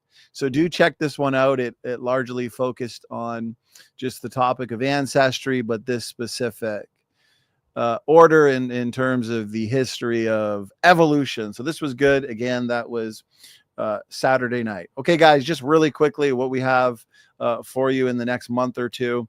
A good mix, good diversity of topics for everybody. So we got this one coming up, Hell, Paradise, or Abraham's Bosom. Should be good. Pastor Tommy McMurtry and Pastor Daniel Aldridge. We got this one here. Does the Old Testament, this will be a two-part debate. So they're both going to be separated by a week. Caleb Percher, Albial, does the Old Testament teach a unipersonal God? Caleb holds to monarchianism. Albial is a Trinitarian. He's a Trinitarian. And then the second debate will be, does the New Testament teach a unipersonal God? So Adam Terry, he'll be back soon for a millennium debate, the great millennium debate. Charles Jennings, Adam Terry. Adam holds to amillennialism, Charles to premillennialism. And this should be good. I mean, you can't go wrong with an eschatology debate. The gospel. What is the gospel? Dietmar Hoxha, Carlos Xavier. We got one here. The flat earth falsified should be fun. Not meant to trigger anybody, but, we're hoping that we get a good interactive live audience for this, as, we want to leave no stone unturned. Will Duffy, who ran the final experiment, it's called. So he and I and Sam will be doing a program in February on this issue, going over what the final experiment was, what the implications are. We're going to discuss the results, and we're also going to cover the responses from those who hold to flat earth cosmology and how to engage exactly what they're saying. Okay, guys, that's just a sneak preview into what we have for you over the next few months. That's basically, I'm booking into March currently. And so we got a good solid mix of discussions, lectures. We got all sorts of awesome guests coming on the program. Last week, Matt and myself, we were on Creation Today. That's Eric Hoven's program. So we were featured in his online and his television program there. We discussed genetics versus evolution, and we had the privilege of presenting the scientific evidence for a literal Adam and Eve and the Bible's account of origin. So do check that out if you haven't yet seen it. I've uploaded a couple clips to this channel, and I've also given a 90-minute comprehensive presentation last night. I uploaded it. The critics love it. Hundreds of comments there. So hard to keep up with those critics, but they're there and we love them. They help feed the algorithm. That's for sure. So check this one out. It is up on the channel. And of course, the Creation Today program that you can find on the Creation Today website and also YouTube channel, at least the first half. And then you become a partner and you get to watch the full program. Matt and I are working on further presentations, as we will be presenting and discussing that same topic, Adam and Eve, on other channels and ministries as well over the next couple of weeks. So stay tuned for that. And okay, that's it, guys. We're going to wrap things up. Excellent debate tonight. Ben and Adam did a fantastic job at giving us an engaging and thought-provoking event on, again, the question, is the Bible agnostic about the age of the earth? Ben, Adam, thanks again for your time. And to our audience, thank you for tuning in. I hope you enjoyed this as much as I did. God bless you all. Standing for Truth is out.